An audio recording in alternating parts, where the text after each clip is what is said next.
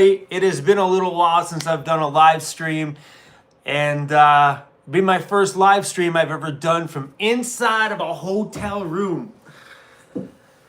Inside of a hotel room. All right, we're live. According to my computer, we're good to go. So what's up, you guys? I'm gonna wait for a few more people to come in, but I got a picture today. I'm gonna share a picture with you guys. I got a pretty exciting picture, actually. So good. Check this out. Oh.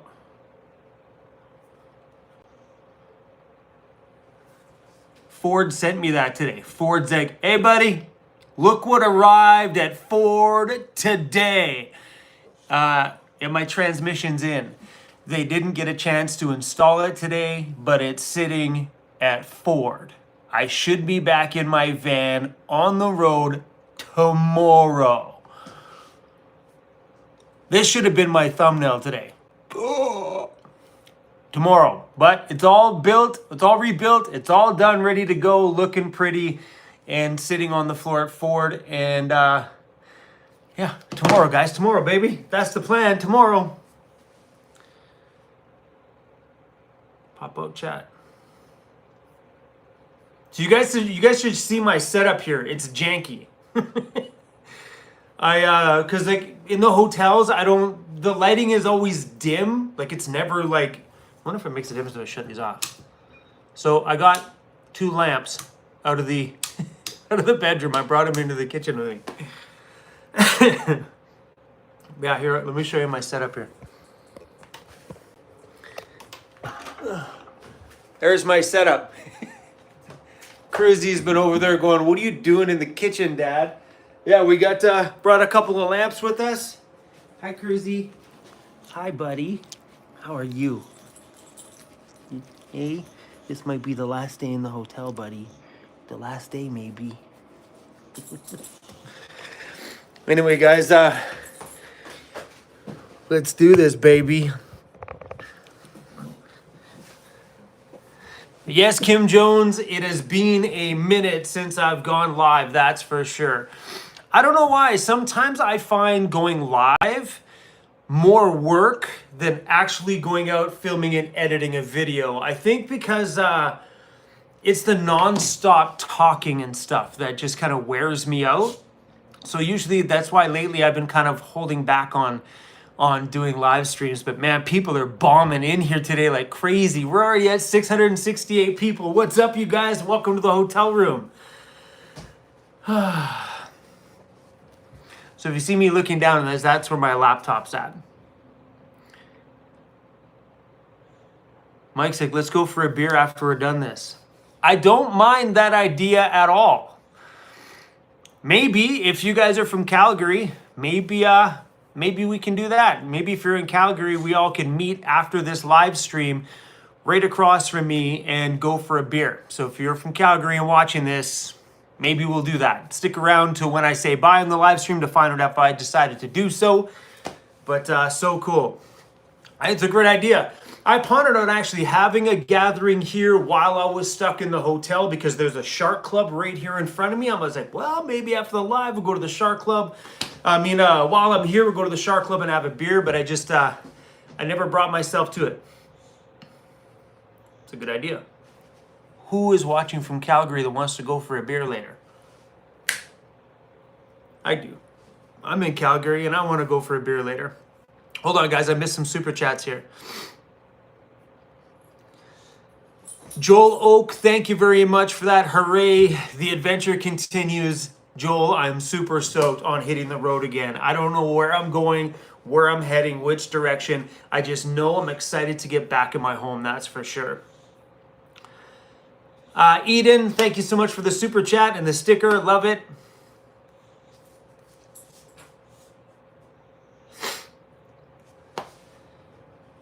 Carrie Ann Sutherland, how you doing? Hey, Crow, I'm working on a blanket for Cruisy. Aw, super sweet. I didn't pack that blanket in my my winter blanket in my van. I got limited room when I took off on my travel this year, so I had to leave some stuff behind at my shop. So I had to really be strategic on what I brought. And I haven't even used my inflatable kayak yet. I was like, do I bring the inflatable kayak, or do I have room for some winter stuff? And I had to take my subwoofer out of the van in order to bring one of the big Jackery batteries, because, you know, doing brand deals with Jackery, I needed to bring the Jackery 3000 along. What's wrong, Cruisy? Cruisy's whining today. Oh, you guys are so generous. Cruisy, I can't. What do you want me to do, bro? What can I do for you? You want to? I can't bring you up here. Cruisy is definitely really, like, in the last couple of days, been doing a lot of whining. Like, he'll lie down at the end of the bed and just make a whining noise. He's never done that. Hey, you ready to go home? I think he's feeling the same thing too. I think he's ready to go home. Or you just want food. Could be either or. Let me give you some treats, bro.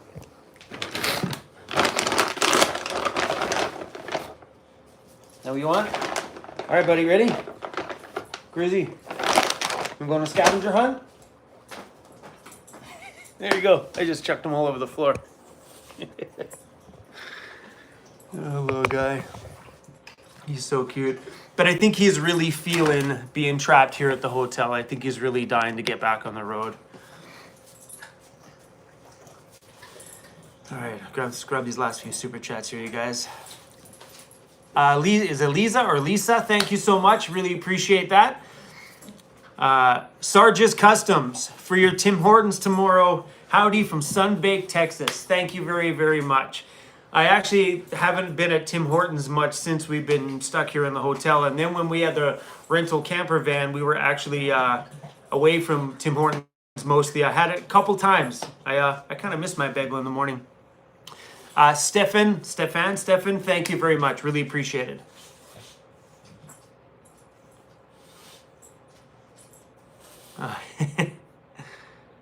Oh man, guys, sorry, we're gonna be reading super chats here for a bit. You guys have been super sweet today. Holy crap, guys, hold on. Daryl, thank you very much. Rocco, I appreciate that. Have a pint on me. Cheers from Chicago. Thank you, Rocco. Maybe I'll use that one for my pint tonight. Kim Jones, you are a freaking rock star. Thank you for all the time you've spent here with us. I really appreciate that. Cruisy's gonna love it. $20 for the ice creams. Definitely gonna give him the squirts. No worries, Van. Very much appreciated. When is my merch shop opening? I want some stuff. So merchandise is coming very soon. Let me get through these super chats here so we can talk. We'll talk about the merchandise thing first. I'm really excited about that part. Kathy, thank you. Sorry, guys. Stephanie, thank you very much. Mike, thank you very much.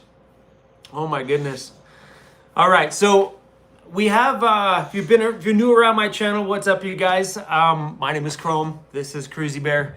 He's the dog that's being very demanding lately. Haven't you, buddy? Anyway, we have new shirts, new stickers, and new piles of stuff that'll happen when I get back to my shop. I may be back to my shop sooner than I expected. I figured we'd be back at the shop maybe October, November. I might go back to the shop after this, or we might go north after this, or we might go east after this. I'm not really too sure, but we have lots of really cool things coming up, and I'm really actually super stoked on it. All right, love your Econoline van setup. Can't wait for you to get it fixed and back on the road. Tomorrow. They say tomorrow I can pick my van up. Don't know if it's gonna be the end of the day, but they say tomorrow. Nina, thank you so much for that. Appreciate the love. Maple Ridge, wicked. I've slept many nights in Maple Ridge. Robert Shields, thank you so much for that. Going with a Jeep and trailer, no hotels. So yeah, on that note, me being in a hotel, the amount of comments that I read from people saying that how I should have lived this time off was insane. People like, you should have just got a tent. If you're a tent person and you want to sleep on the side of a road in a tent, by all means. I was not about to do that with all the stuff that we had, and me and Cruisy, no thanks. But yeah, and so many people were saying, why don't I rent a moving truck, like from Budget or U-Haul? Okay, well, if you rent one from U-Haul and you sleep in it and you post it on social media, they're gonna sue you, 100%. So multiple YouTubers now, I think, don't hold me on this one, I think Living the Van Life got sued, and I know that Camping with Steve got sued. I don't know if it was from Budget or U-Haul. Pretty sure it might have been U-Haul, because that's the one that's super wrapped up. But yeah, you're not allowed to sleep in them. I guess it screws up their insurance. Like, they're not insured for someone to make a home inside of their vehicles that are meant to be hauling stuff from point A to point B. Otherwise, if that was an option, I could rent a $30 U-Haul. I 100% would have done it, for sure. Oh, got a notification. Hold on. It's my shop. What's going on in my shop? My shop door is open. Look right there. My shop door. Mr. Mark's in my shop. Hey, Mark. Wave at everybody, Mark. Yeah, I got cameras in my shop now, so every time that there's movement in there, I get a notification. And once in a while, you catch Mark in my shop with his shirt off. It being a hot summer day and stuff, and Mark's outside. There's the other view. He's coming to my shop to grab some, because I told the owner of the shop, I said, you're welcome to use my shop when I'm gone. In the summertime, I get that bing on my phone, and I look at my phone, and there's Mark and his big muscles going through my drawer. I just wanted to screenshot it. So cool. But it means a lot to me that I get to share my shop with the owners of the property who own the shop, because otherwise that big, beautiful space isn't getting used when I'm on the road. So might as well open it up and kind of make it a family thing while at the property. So I really like to know that there's air moving in there, you know what I mean? And someone definitely keeping a close eye on it for sure. Oh, guys, it's been a, man, I want to apologize to you guys if we're missing super chats, because they're kind of popping through here quite quick. Rocky, I really appreciate that, Rocky. Super cool of you. It's Bigfoot. Yeah, Bigfoot's in my shop. So yeah, man, Van Life Jr.'s in here. What's up, buddy? So I only have one thing. Badge just told me it was a U-Haul that they got sued with. So you guys got to remember, as a YouTuber, when we put our entire lives out there in public, we got to be careful of those hidden policies that are in those things, like when you rent a car, rent a U-Haul, rent anything like that. You got to remember that in those big long contracts somewhere in there, it says that you cannot sleep in their vehicles. So, and as a YouTuber, when we share those things, then we get the heat from the other end. So we got to like tiptoe around when it comes in situations like that too. The same thing goes with filming inside of some businesses. A lot of times you got to go in there and say, hey, can I film in here? Here's what I'm doing. And a lot of times like, yeah, that's cool. They don't care. But there's other businesses that have a complete no filming policy at all. That's why as a YouTuber, a lot of times you go in there, you just ask. Otherwise, you do face things like getting smacked legally for that kind of stuff. So, yeah. I mean, honestly, believe it or not, guys, this breakdown has been a total blast. I have loved every aspect of it. I knew this blown transmission was coming. I mean, anybody who lives in a vehicle full time or even owns a vehicle, they know sooner or later that tranny is gonna go. So I was already prepared for this. I saved up the money for the transmission, like probably maybe a year and a half into my van life. I put the $3,000 away for that, so I was ready. What I wasn't ready for was all the cost of the stay and the long duration for the repair. And that's something that's new since the pandemic. Like, you used to just be able to go in, someone's like, yeah, no problem, bring it in here, we'll get it rebuilt for you guys in a day, pop it back in there in 2 days, so we'll probably have it in the road in 3 days. Now places are telling you 4 to 6 weeks. I mean, thankfully Ford out here said, hey, you get it to us. Our rebuild guy said 7 days on the rebuild. So, and then the long weekend came, that smashed up 3 more days, and then so anyway, but not too bad. Like, I mean, so far we'll be 2 weeks out of a vehicle, back on the road again. So, but factoring in these flipping hotels and stuff, never expected it. But I'm trying to make the best of it, trying to keep cheerful and trying to keep myself busy doing a bunch of things. It's been super fun. Overland Interiors, what's up, buddy? Thanks for the beers and bones, bro. Super cool. I lost my chat. One sec, guys. Michelle, thank you. Amy B, thank you. JC747, hey Chrome. New viewer, been watching you since you left BC. Your van definitely did, well, keep touching something, it keeps popping up. Anyway, your van did an awesome job getting there. Yeah, believe it or not, my van has been super strong, I guess you could say. I haven't had engine problems. Please don't start now.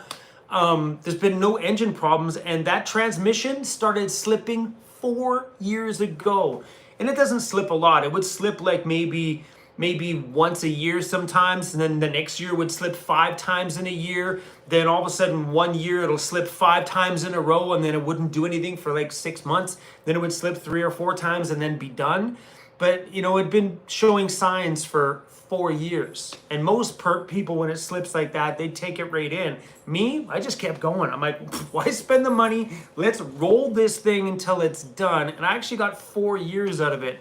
And when it did die, it still got me over 12 hours.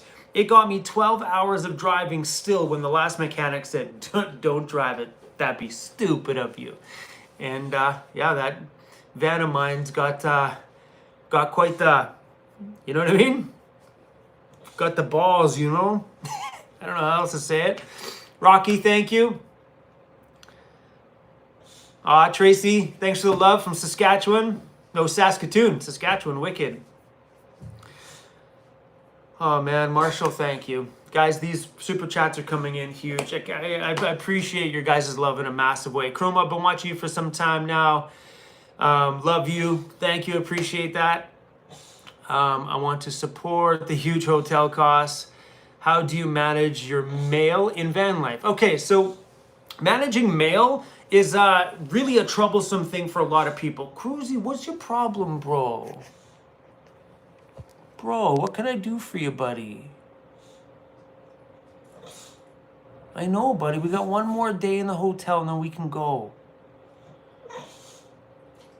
I'm sorry, buddy. Cruisy's never been like this. The whole time we've been together, he's never been like, you hungry?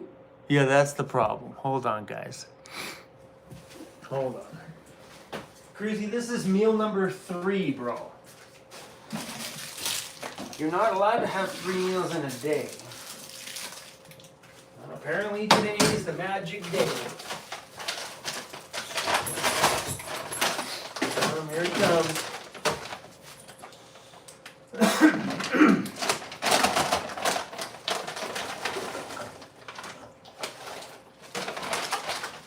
All right, it's frozen, bro.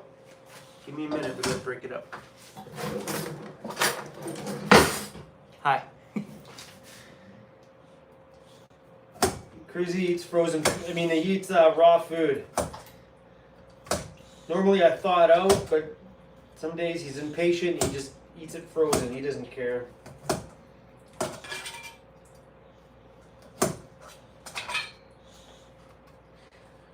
Oh, buddy.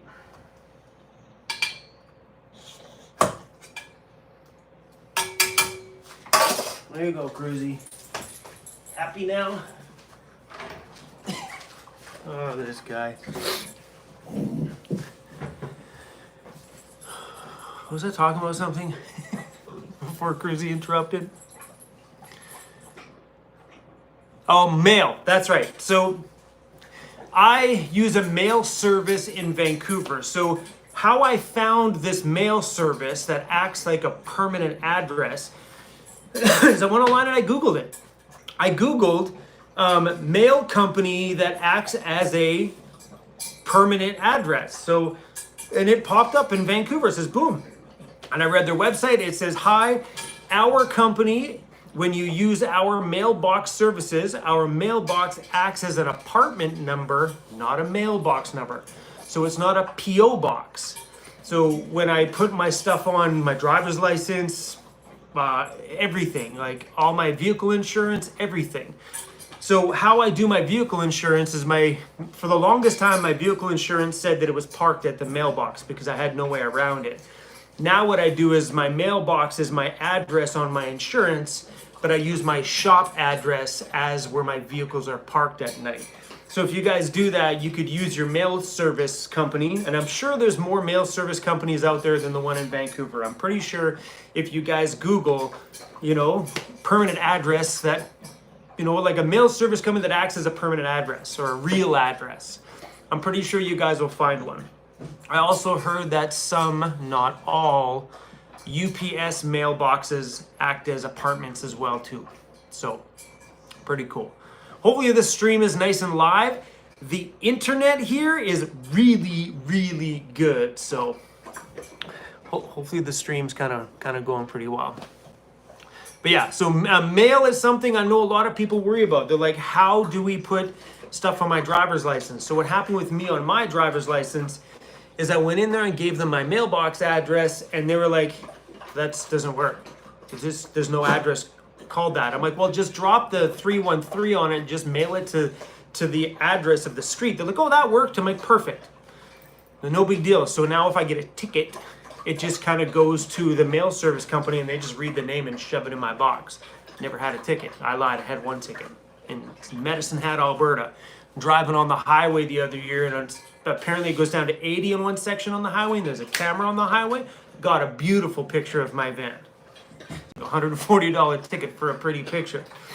But yeah, you'll have to look at that in your area. It's not a deal breaker for van lifers because people do it. Thousands of van lifers find a way to get addresses. So just a matter of getting onto Google and do a little research.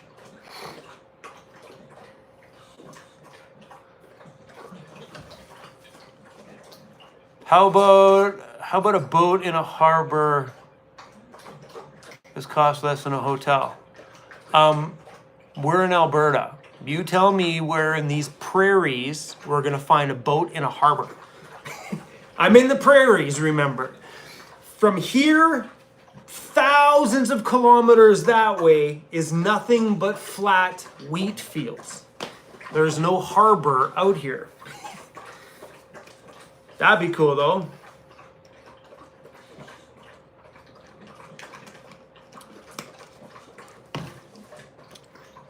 When am I going fishing? That's still on my maybe list. I think about it sometimes when I'm out there on those remote lakes, but I just haven't brought myself to doing it. So a few years back, I attempted being a fisherman. I bought a fishing rod, got a fishing license, and I never used it. I cast it out maybe 20 times in that whole year. I was like, this is not for me.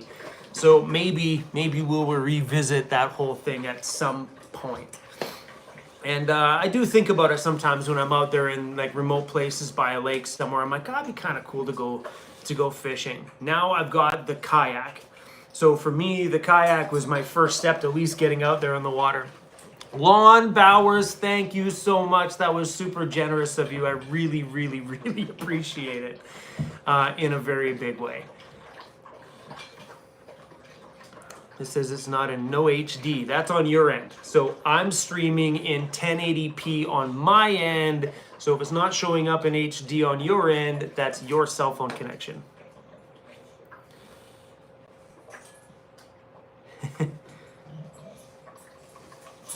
Stan says you miss seeing my van parked at the rest area in Nanaimo.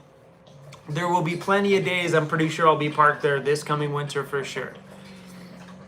I'm actually really excited about going back to the shop for the winter. I know last year we didn't make as much progress on the ambulance build as a lot of you guys would have wanted, but we put 10,000 into that engine and all the little things that we did. That was it. That was where my budget was like, I am done. I can't do this anymore. because I had to factor in my travel season too. You got to remember, you got to save from all that movement and things like this. So yeah, that's why we tapped out on the ambulance. And when we go back this year, I think it's going to make its biggest progress. Well, I think the engine part was the biggest. Whoa, Cruisy, don't drill all over the floor. Come here, come here, come here. Come here. Did you get it? All right, buddy. Sorry, guys. I lost my slippers. My sandals.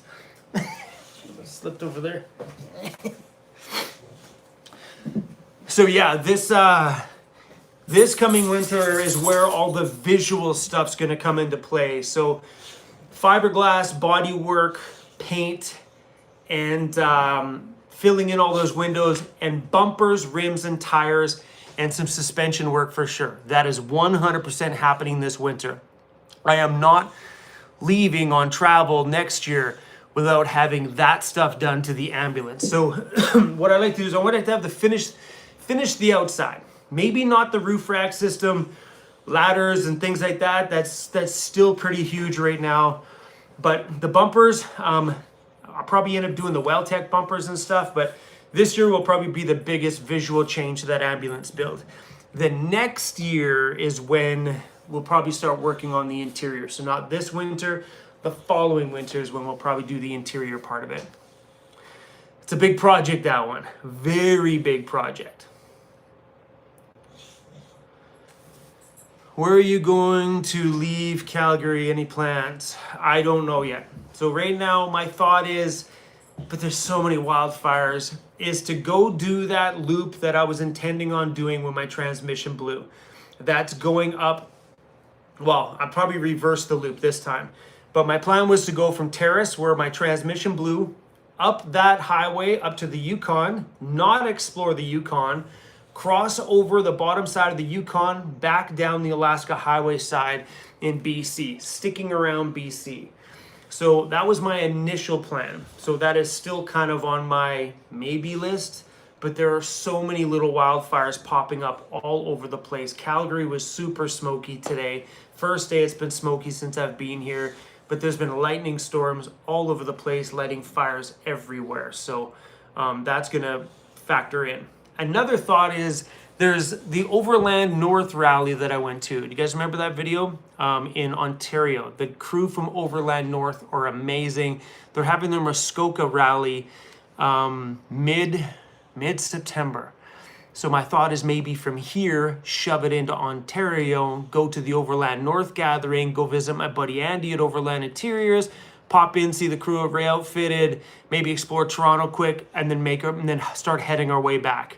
It's a bit of a long drive to go to that rally. It's like 30 hours or 35 hours from here or something like that to go out to the Toronto way. I think it's 30 hours. So 5 hours a day driving. It's a stack of days, you know? So we'll see. Or me venturing backwards into BC towards the shop. Maybe not going right to the shop, but that's the other option. Because I have a lot of things going on right now back at the shop that I know if I go back, things are going to get busy really, really fast. So I know we've been talking with you guys about some new things that are going on with me. Just trying to make sure we've got some revenue locked in here just in case things go sideways with YouTube with all this Bill C-11 garbage going on. So there's a lot of stuff for me to do if I go back to the island. And I don't know if I want to go back too soon because then it makes for a very long winter on the island. You know what I'm saying? So yeah, not unless you guys have some awesome things for me to go film, because I know my subscribers do really rad things. If you missed that football video the other day, holy freaking awesome. That was such a cool experience for me. But if you guys got cool things like that or do rad things like that, like I have a subscriber that's up in northern BC that has a gold claim that says, Chromie, bring your camera, come stay on the gold claim for a couple days and we'll take you out there and take the backhoe and show you how we dig for gold. But things like that. So if anybody maybe has any cool ideas like that, email me. Just my email is sayit@vancityvanlife.ca, as in just say it at vancityvanlife.ca. And yeah, stuff like that's cool because then maybe it gives me an idea on where to go. Like, yeah, man, you guys have been so good to me. It's such a beautiful thing, man. I really appreciate all the love you guys give us in a huge way. Sergeant Fighter saying, what's up, homie? I'm a former pro boxer and U.S. Marine, wishing you all the best from Arizona. I'm going to buy a van next year. Godspeed, sir. Thanks for the love, man. I appreciate it. Pro boxer and U.S. Marine. That's a real tough guy right there. It makes me going, hi, my name is Chrome. I'm a DJ and a YouTuber. I sound like such a pussy when I say that now. Melinda, thank you so much for the super chat. All right, guys. Sorry, I'm missing a pile of your guys'. The Rose Stone, thank you so much. I appreciate it. Missing so many people's comments. Somebody asked about the transmission. The transmission is going into my van tomorrow. I got the pretty picture today. Ain't she pretty? Hey? Who's texting me? Andy Overland Interiors called me a pussy. Thanks, bro! So yeah, that's the transmission. It's going in tomorrow, which means we may be back behind the wheel tomorrow. Yeah. Somebody's asking about the yellow bag or doggy treats. Oh, great. Now you made me touch the yellow bag. Now look who's coming.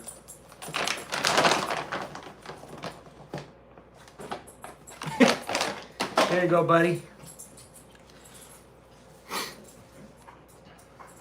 Yeah, Andy.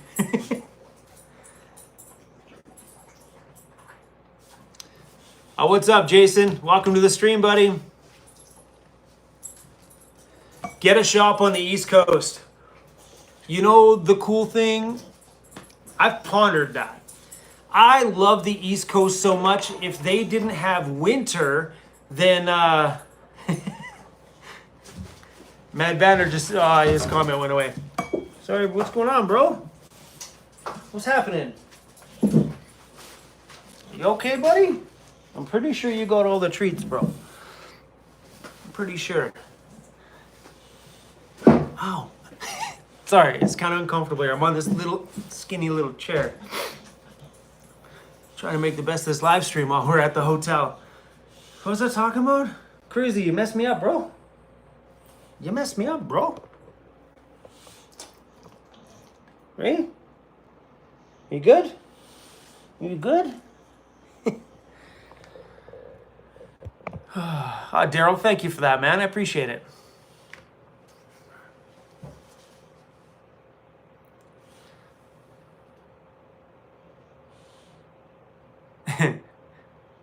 Spy Guy said I'm turning more and more and more gray. Yeah, big time. Look at all that gray. Not complaining, man. Beats my earlier videos. If you haven't watched my earlier ones, go watch my earlier ones. I used to dye the crap. In my earlier videos, I used to have gray on my sides and gray in my beard. Not this much gray, but I dyed it. My facial hair was black. I look back at it and I'm like, what was I doing? I used to dye my hair for years before I started YouTube. And then when you start like YouTube and you start watching yourself back and you start realizing, oh, dude, you look like an idiot, bro. Stop dyeing your hair, dude. You look like an idiot. So I stopped. Neil, thanks for the love, man. I always like your videos before it even starts. Wicked. Love your content. Hope you come down to California sometime. Maybe one of these years we'll be bouncing down to the States, probably without a doubt in a winter time. I got lemonade in one of these blueberry primes. That's not blueberry prime, that's lemonade. Pink lemonade.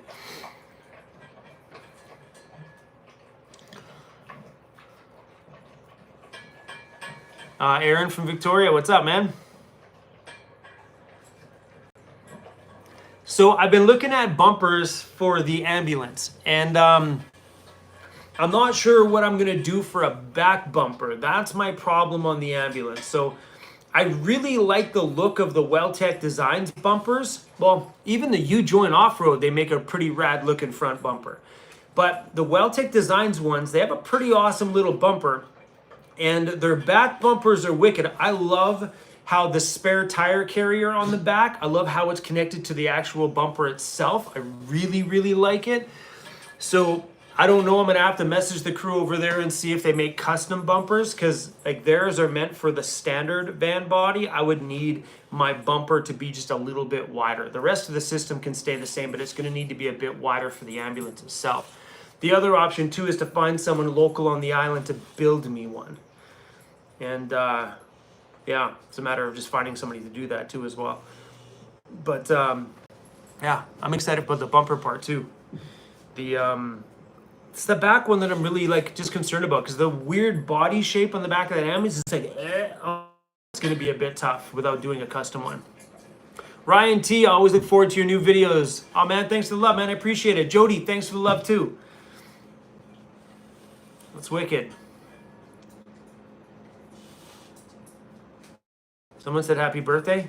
It's not my birthday. But happy birthday if it's your birthday. My birthday is coming up in August 16th. I'm turning 49 years old. 49. It's a year from 50. Life is getting better the older I get, and that is the truth. You know, when you get older, you feel like you should grow up. Screw that idea. Whoever told you that you needed to grow up is a fun sucker. You know what I mean? Like, what's the point? What's the point of getting like, I don't know, proper? Just run and splash through puddles in your 50s. Who gives a shit? You don't have to be 10 years old to do that. You can do that as a grown adult too. Whoever told you to grow up is the one that's having no damn fun. Don't grow up. Screw that idea. I seen a shirt once with a little kid on it, and anyway, I've seen a little shirt once that said, "Whoever told you that you had to grow up, don't listen to them. It's a scam." I loved that. That was so good. Alex, I appreciate the super chat, man. Last Draken. I'm horrible at reading names, guys. Horrible. Thanks for the super chat, man. Hey, Crewman Cruise. If or when, oh, hold on. If or when I go to V-Life, parts of Canada on my bucket list is PEI, those lava beds, Banff. Hope the trip can be saved. So yeah, I mean, like, PEI is okay. It's cool. It's cool to go check out. The red dirt's pretty sweet. I would say make sure you pop like the Cabot Trail in Nova Scotia on there. Nova Scotia is definitely a must-visit place, man. Spend some time there. That is one incredible province. Nova Scotia is insane. And make sure you allot some time in BC. That is the best province in Canada. Am I being a little bit biased because that's where I'm from? Yes. But BC is where all the mountains are. That's where you got to spend time. Like, I'm not kidding you. In the rest of Canada, there is very little mountains compared to what there is on the BC side of Alberta. Like right here, just on this side of Calgary is where the Rocky Mountain starts, and then it goes into BC. That whole side is just freaking epic.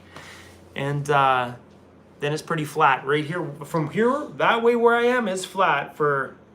It's got some rolling hills and stuff in the north, but it's pretty flat. Make sure you leave some time for BC for sure.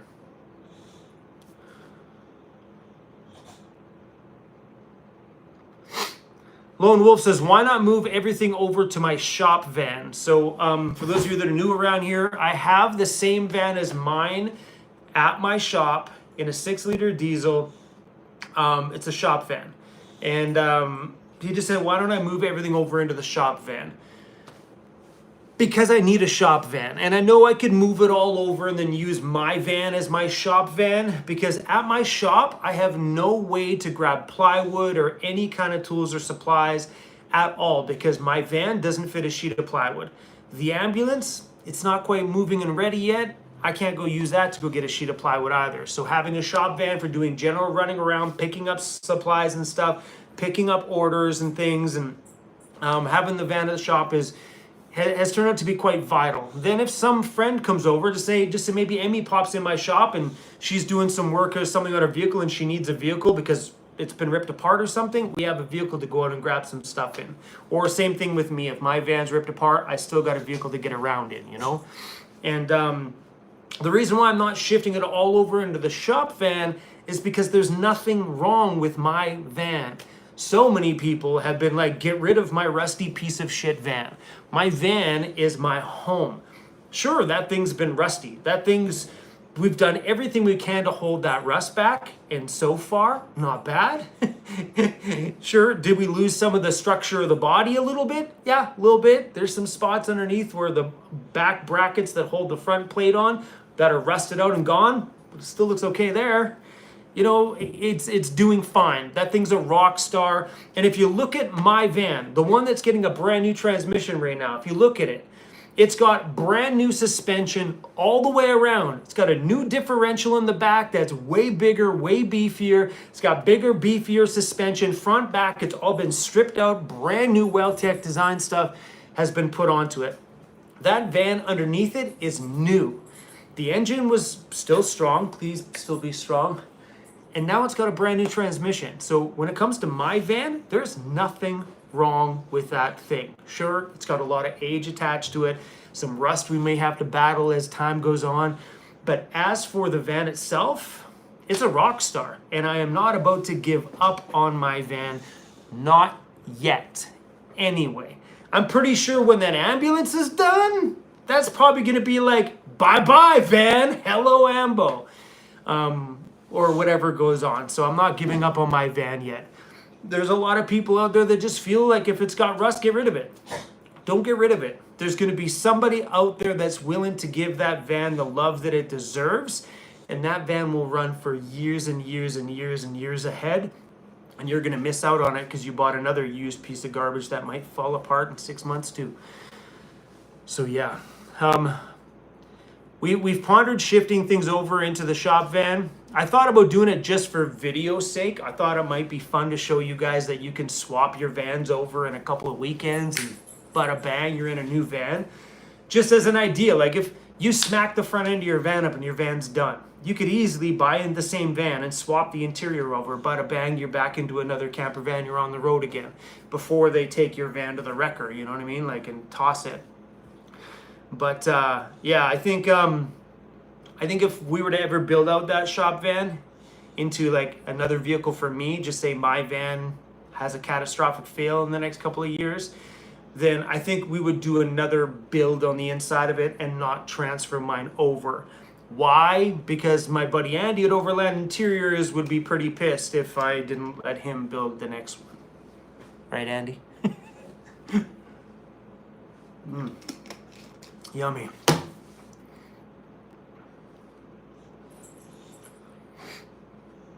Eric D, hey, can you have a meetup in late September or October? Oh, we'll be on that side of the world. Where? Canada's pretty big. I don't know where I'm going to be in September, October. I'll probably would be without a doubt. You okay, buddy? Sounds like he's barfing over there. Without a doubt, by then I'll be back on Vancouver Island. You okay, bro? Without a doubt. Patty Mills, thanks for the super chat. And to anybody who's given super chats that I've missed, I'm so sorry, you guys. What? What, bro? Are you hungry again? I'm not giving you any more food, bro. This guy is so freaking cute. What do you want, buddy? What do you want? Where's your ball? Where's your ball, bro? How do we play with the ball? Hey, how do we play with the ball? Ready? Play the ball? Oh.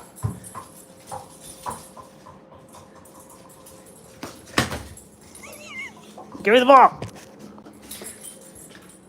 Ready?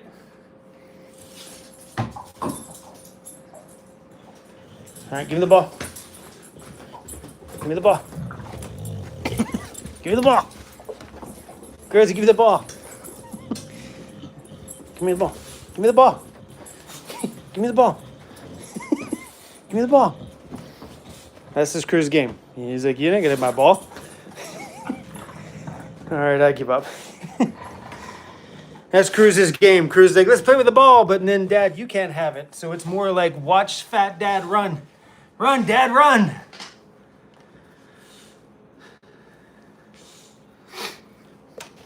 So I've been avoiding, I know I've made a few comments about this in a video.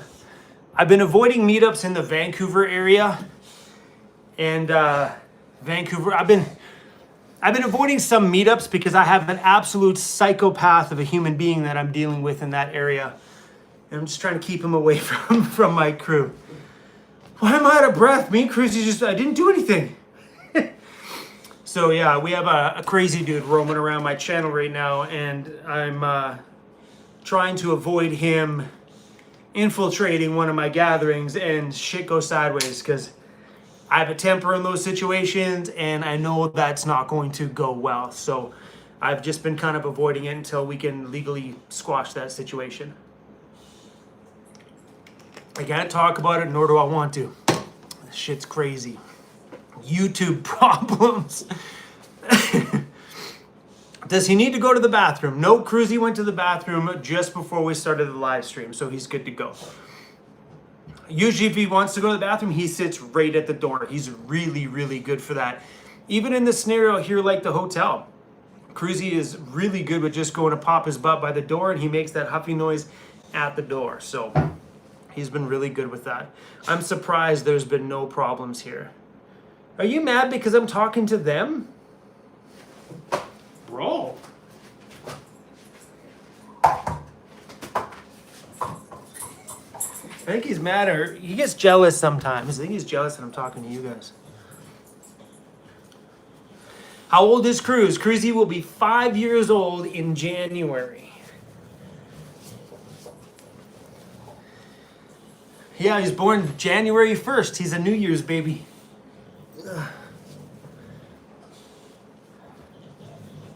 I like birthdays like that because I can remember those. I'm horrible with birthdays. Like my daughter, Danica. Oh, some big news about Danica. My daughter got her driver's license. So just before I left on my travels, me and her mom went halvesies and bought Danica a little Honda Civic. I think it's a Civic, maybe an Accord. They picked it out. Mom just said, hey, you owe me this much money. So we went halvesies and bought Danica her first car. And last week, Danica got her N. So in Canada, we have like this graduated license thing. I'm not getting into it. She's got her learner's license. She's now driving on her own. Her mom said that the second she got a pass, she jumped in her car, went straight to the mall. So cool. So yeah, I'm really, really proud of that kid. She graduates next year too as well. So that's going to hinder my summer travels a little bit. Because next year her graduation ceremony and all that stuff is going on. So, and I think that happens in July, I think, or June, late June or something. So we probably won't be leaving on my summer travels until after her graduation next year, but I'm super proud of that kid. She's been like grade A student the whole time. I don't know where she got that from. Sure as heck wasn't me. I hated school. She loves school. It's crazy. King, thank you so much for that. I so can't wait to see you cruise in the bush.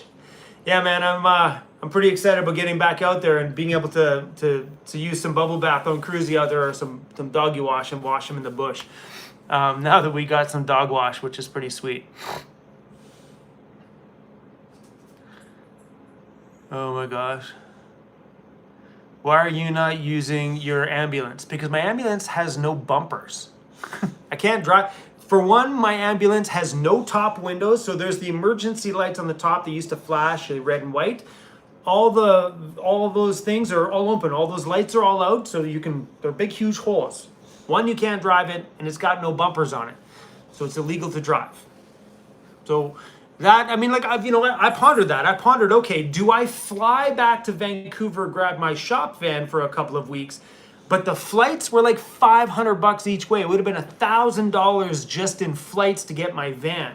And then after that, I got to figure out a way to get my van back, you know? So I pondered it, but it's just too much logistics. I'm in another province, remember? My van's on Vancouver Island and I'm in Alberta.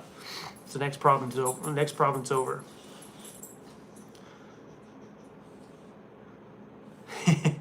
Yes, Bridget, there's always somebody hating on every single YouTuber out there. We don't care. Zero cares. Insert clever name here. I absolutely love that name. Thank you so much for the super chat. Pretty cool. But yeah, this time that we've been spending has been an utter blast. Doing all these firsts have been fun. And it's the day 2 and 3 in these places that start to make me go stir crazy. Like as of right now, I'm doing okay today because I know tomorrow we're the heck out of this hotel. We're done. We're through. Ford was like, Chrome, do you want us to schedule a shuttle to bring you here? I'm like, you guys have shuttle service? So yeah, so tomorrow afternoon is the day I go back to Ford, and hopefully there's not a hiccup or anything like that where I get the message. You guys will have to pop back in and see the next video, but hopefully there's not a hiccup on the repair side because they're putting it in. What if something goes sideways? Maybe something, I don't know, you know what I mean? But as of right now, tomorrow's the magic day that we get to go home. I'm pretty excited about it. What do you want, buddy? Cruisy, you're gonna be farting all night.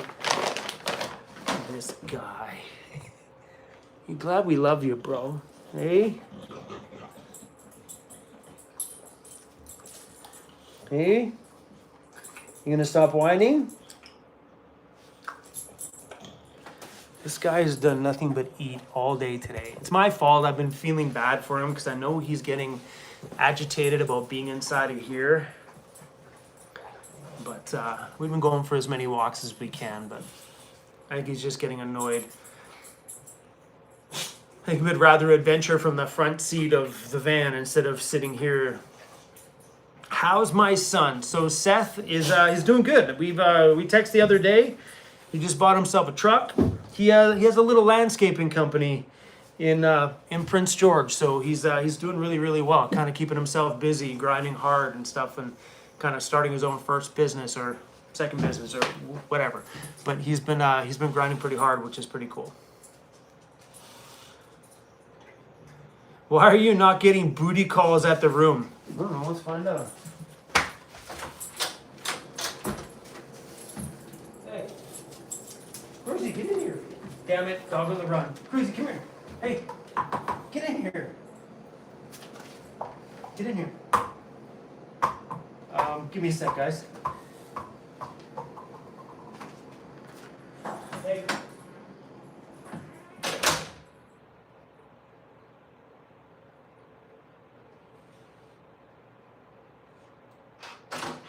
Get in there, little shit. Cruisy went out there looking for booty calls.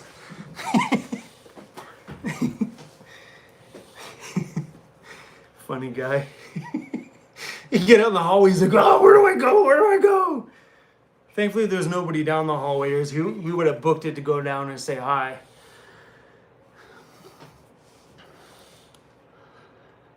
Booty calls cause drama. Just so you know. Avoid them. Do I still talk to my son? Clearly, yes, I did. I just answered that.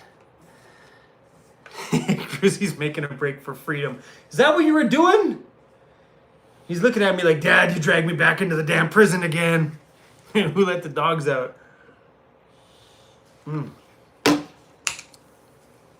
KMB from Chicago. Sorry, from Georgia. Are you still thinking about coming to Ontario? There's probably a 10% chance. Maybe 20% chance. So after I get my van back, I hadn't even thought about it right now because right now it feels like I'm never getting my van back. So I'm gonna wait till I get the van back. And there's one video I really, really want to film here before I leave. So there's a Walmart out here where there's a whole lineup of vehicles sleeping out front. They've created quite the little van life community, and they call themselves Squatter City. So I'd like to go out there and film them so they can share their story with you guys on how they take care of each other and how they just kind of like keep an eye on each other, make sure that each other's heaters are working, and it's quite the beautiful story actually with what they have going on down there. So I've talked to a few of them, and one of them is going to see if they can arrange with everybody else to have me come out there and film a little piece of their story. So I would love to go film that before we bounce out of Calgary for sure. Then I'm just going to, skip through my emails and see if any filming opportunities have popped up that might pull me in a direction away from Calgary. So that direction may be east, maybe north, maybe back west. Maybe. Yeah, Relevant Van Traveler. Yeah, it's Bruce that's going to see if he can arrange some stuff for me.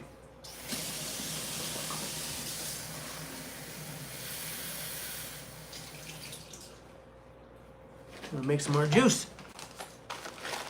DJ Troy, thanks for that, man. I appreciate it. I want like regular iced tea. Any more regular iced teas in there? Come on, there's one regular iced tea. No, there's no regular iced teas. Damn it. We'll take an orange one. An orange Skittles. Making juice, guys. Just making juice. Making fake prime. Oh, it's leaking.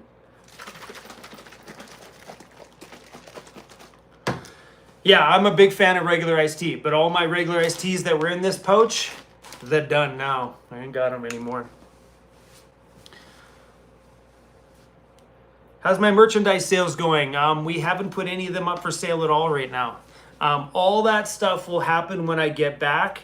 So we're in the midst of relaunching the website, which requires a full-blown revamp, which we'll be starting to work on pretty soon.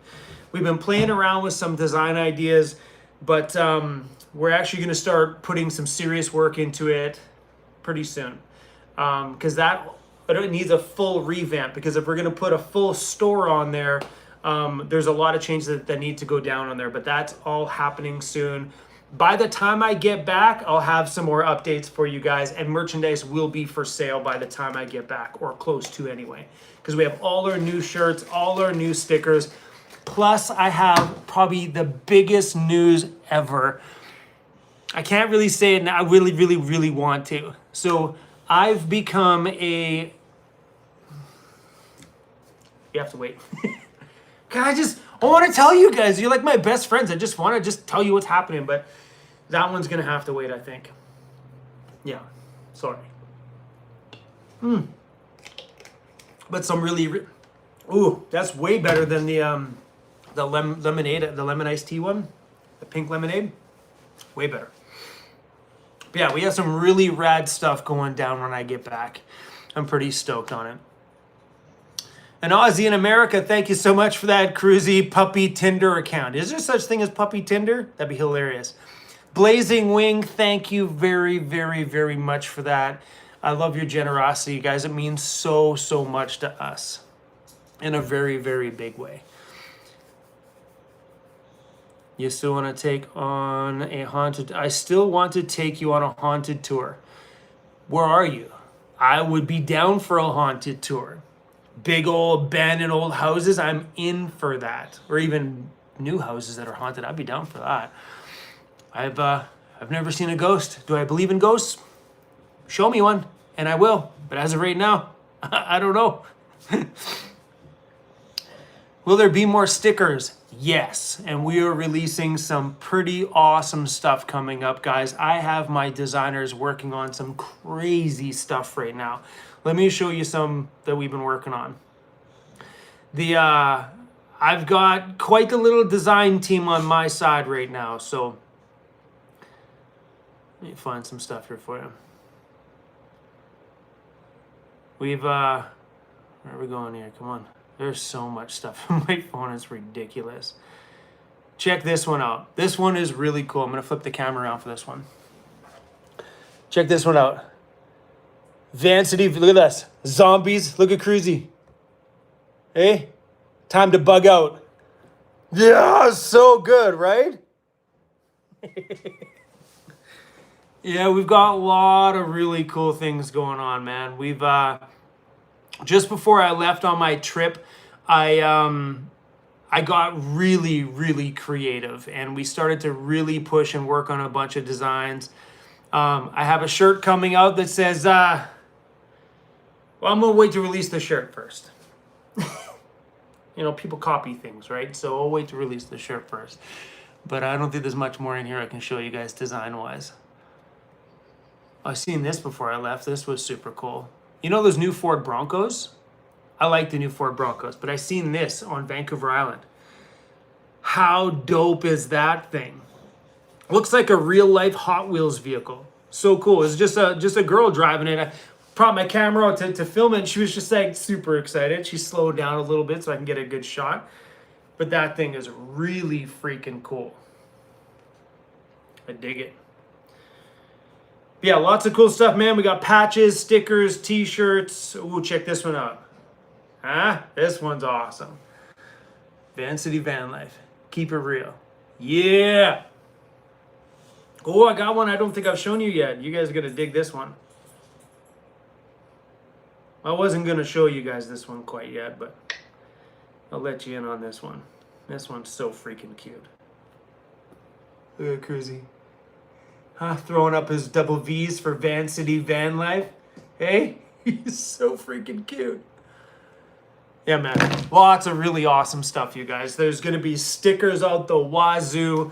The reason why I've been holding back on all that stuff is I just wanted to have this nice big fun release with piles of cool stuff.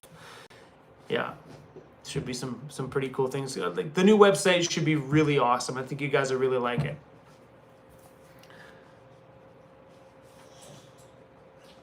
How did my date go with the subscriber? I filmed it. It was a date with a dude. I went out with why am I drawing a blank right now? Scott. I went out with Scott, the guy that got us on the big football field. So I filmed it. When I put my shirt on in that video the other day, I said going on a date, and I filmed it. So you shouldn't have stopped the video right there. If you would have let it play another 15 more seconds, you'd have seen Scott.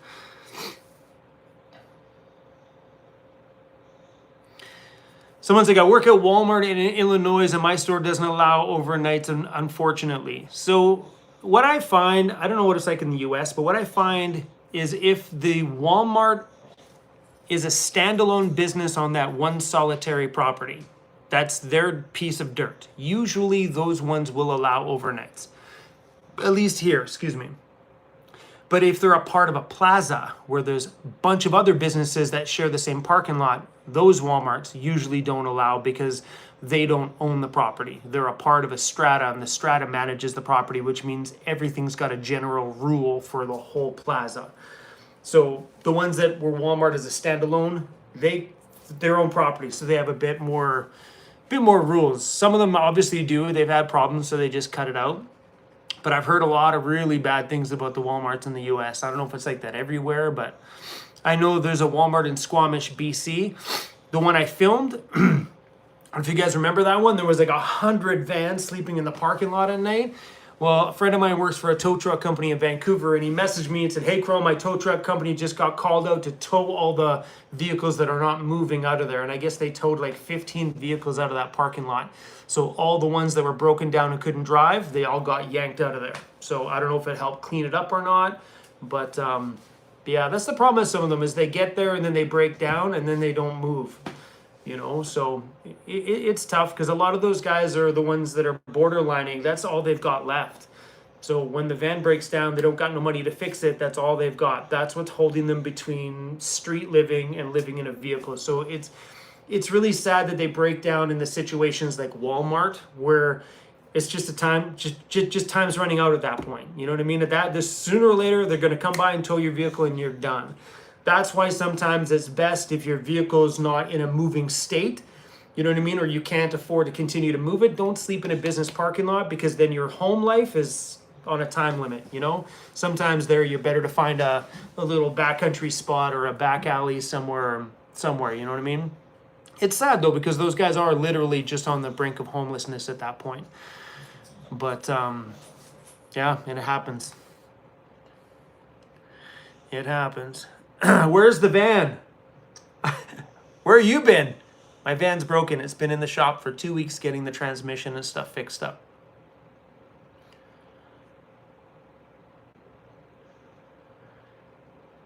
Never going to make it to the Yukon now, right? Probably not. I could, see, like, I could go send it to the Yukon, but it's so late in the season. It's August. You know, by the time I get up there, it'll be like August 15th. And I think by the time you get deep into the Yukon, they're in the snow a month after that.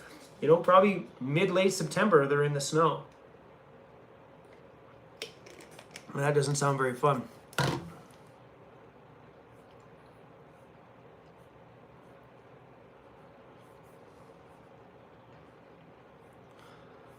Whoa, sorry guys. My chats were sitting there frozen. I'm like, oh, there's nobody that chatted for a while. Oh yeah, okay. All of a sudden, I missed a bazillion people. I don't mean to. How's Cruisy handling the change? He's been really good, except for the last couple of days where he's starting to feel, I think he's just like really needing, I don't know, like he's been in the van since he's been a puppy. This is the first time, I'm petting him right now, that's why I'm leaning over. This is the first time he's ever been stuck, you know? Like, we're always moving somewhere, and he could get up from asleep anytime and look out the window and just stare out the side window like he always does, you know? And I think he's just really feeling cooped up right now. And we've been getting outside and walking around and stuff like that, but then when we come back here, there's nothing in here. Or at least in the van, we're always somewhere different. The van's usually moving somewhere. So when he does wake up from his nap, we've got something cool to do. He can get outside and run around. Where here, it's like he gets up and he's like, oh, still the same thing? You know what I mean? Where in the van, he's so used to just getting up, opening the door, going, huh, where the heck am I? Where the heck am I? So, yeah, even dog parks, like we've been, like he gets tons of attention here. We walk down to the front lobby at this hotel and he's getting pet by everybody. So there's no shortage of him getting attention around here. But, yeah, and I don't take him to dog parks. Usually try not, I don't seek them out anyway. Because bulldogs don't have tails, okay? And because they don't have tails, dogs usually can't identify what they're coming at like. You know what I mean? Because Cruisy's like, what's up? Like, just no holds barred, just bombs in there like a little muscle head, like, oh, what's up? And a lot of dogs right away get snappy with them. Instantly, like, Cruisy gets bit every time we go to the dog park. I never get mad at the owners because Cruisy just rams in there like he owns the place. And he kind of like bumps into everybody as he gets in there. And dogs take it because they can't see any wagging of the tail or anything. They just take it as aggression. So he gets snapped at every time he goes there. So a lot of times, and Cruisy doesn't mean to. He's just going in there to greet them. But just because there's no tail that's visible on a bulldog, he just looks like he's like coming to screw. Like he looks like a muscle head at that point at the bar that's coming in there just to mess stuff up because, well, why not? So yeah, we usually just don't go to dog parks. I think he's very much homesick. I 100% agree with that comment for sure. I'm damn well homesick. Yeah, believe it or not, out of all the dogs I've ever had, Cruisy has the best personality. He's so expressive. Like even sometimes when he looks at you, you know exactly what he's thinking. Where, you know, my other bulldogs, they were never like that. Sure, there were characters and they're always funny, but this guy is super expressive. This is the best one so far. Rest in peace, Disco Bear. Disco's my last one. That's his hand right there. This is my memorial hand for him.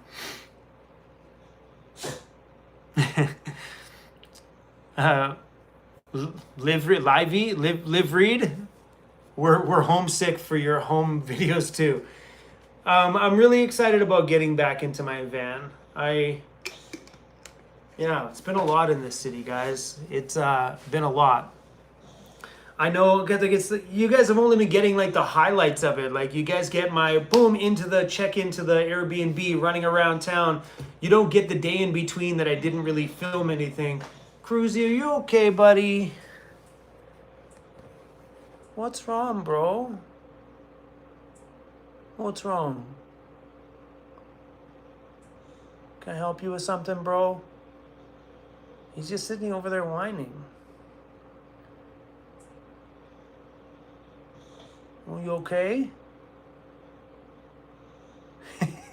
What a guy. What a guy. So anyway, guys, while we got like, holy crap, 2,385 people in here, if you're in Calgary and you want to go for a beer with me after this live stream, let's do it. So I'm at 8001 11th Street, 11th Avenue Southwest. I'm right beside the IKEA. I don't think there's more than one IKEA in Calgary. I'm right beside the IKEA. There's a Shark Club right beside the IKEA. If you guys want, after this live stream, we can go over there for a beer. I'm 100% in. If you guys want to go, that's where I'll be afterwards. I don't know when this live stream is going to be over. Could be 2 hours from now. Who knows? But we've been on here for what, a little over an hour now. But yeah, guys, if you guys want, if you're in Calgary, let me know in the comments if you guys want to come out for a beer. I'm in. Sounds fun. I know there's one guy that said, so watch me go over there and nobody show up. That's okay, there's beer. I'll just drink by myself, it's okay. Wow,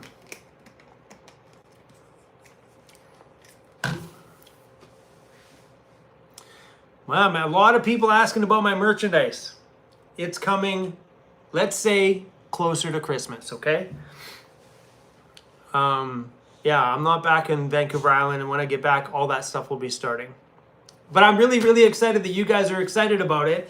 I'm really excited about it. So it's nice when there's like that back and forth, you know, because there's been so many things I've been excited about, and then the audience, they just like, I don't care, dude.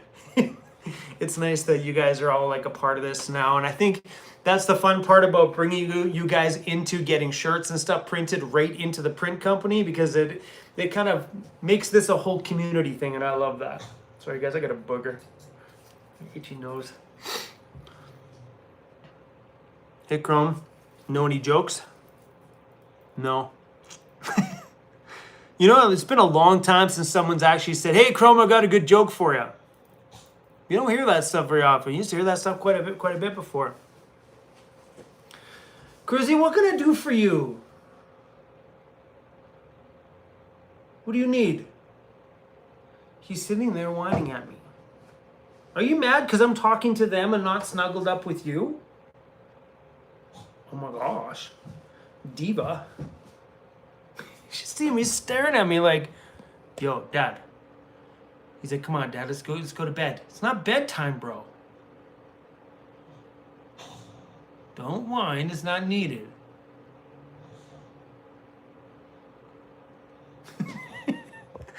Oh, that poor guy. Cruisy, it's what? Time is it here? I don't even know what time it is. Oh, I guess so. It's 7:58 p.m. here. That's probably, he's like, Dad, let's go to sleep, Dad. It's 8 o'clock. Let's go curl up, watch a movie, Dad.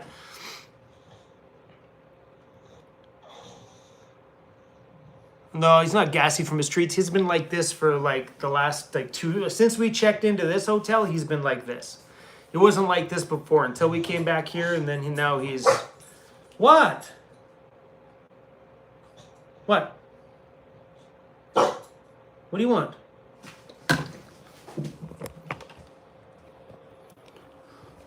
Okay, you take me. What do you want? What do you want? Where do you want to go? You want me to come with you here? What are we doing? You don't know? You're just in a huff for no reason. For no reason.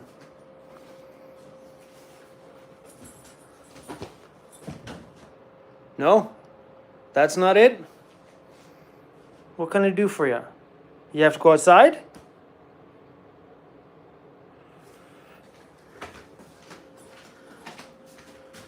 want to go outside? Apparently not. Try the ball. You don't want the ball either? What the heck can I do for you, bro? Is there something we can do? Oh, is that it? You just want some love? We can do that. We can do that for sure, bro. Hey? That's not hard. You mad? You're just jealous because I'm talking to YouTube? Is that what it is? You're just jealous? It's jealousy, guys. He does this when we're out there talking with people, is he bites my shoes. He does. He bites my shoes. He's like, Dad, give me attention. Dad, give me attention. Come here. Come here, bro. Come here. Okay, no. I won't come here. Come here, buddy. There you go. Ooh, I went to go pet him and he moved his head and said, don't touch me. Okay. You want to play that way? Cool. Bark all you want, bro. Little diva. What? He won't let me pet him. He's sitting there like, Dad, can I have some treats? No, more treats. Bro. Guy. Oh. The world's texting me. Oh.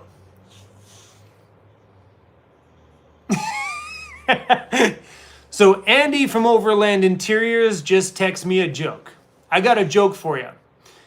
What's brown and sticky? A stick.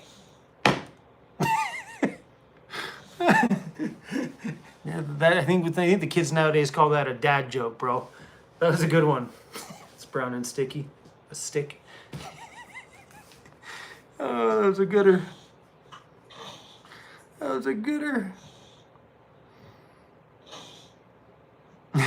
Yes, Cruisy just needs some love and attention. That is 100% true. For sure. Rob, we talked a bunch about the ambulance at the beginning of this live stream, so I don't kind of want to talk about it all over again, especially for those who've still been here watching since the beginning. So the plans for the ambulance haven't changed. Still bumpers, bodywork, paint, windows when I get back, and that'll be it.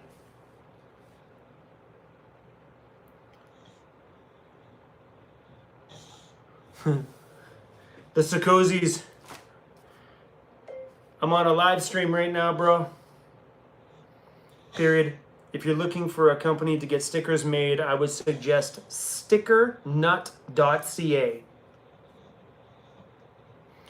Oh, spell that right.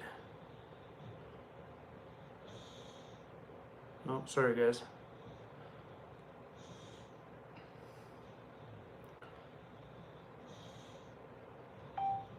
They are located in Invermere, BC. Just a small mom and pop's company, and they do good work.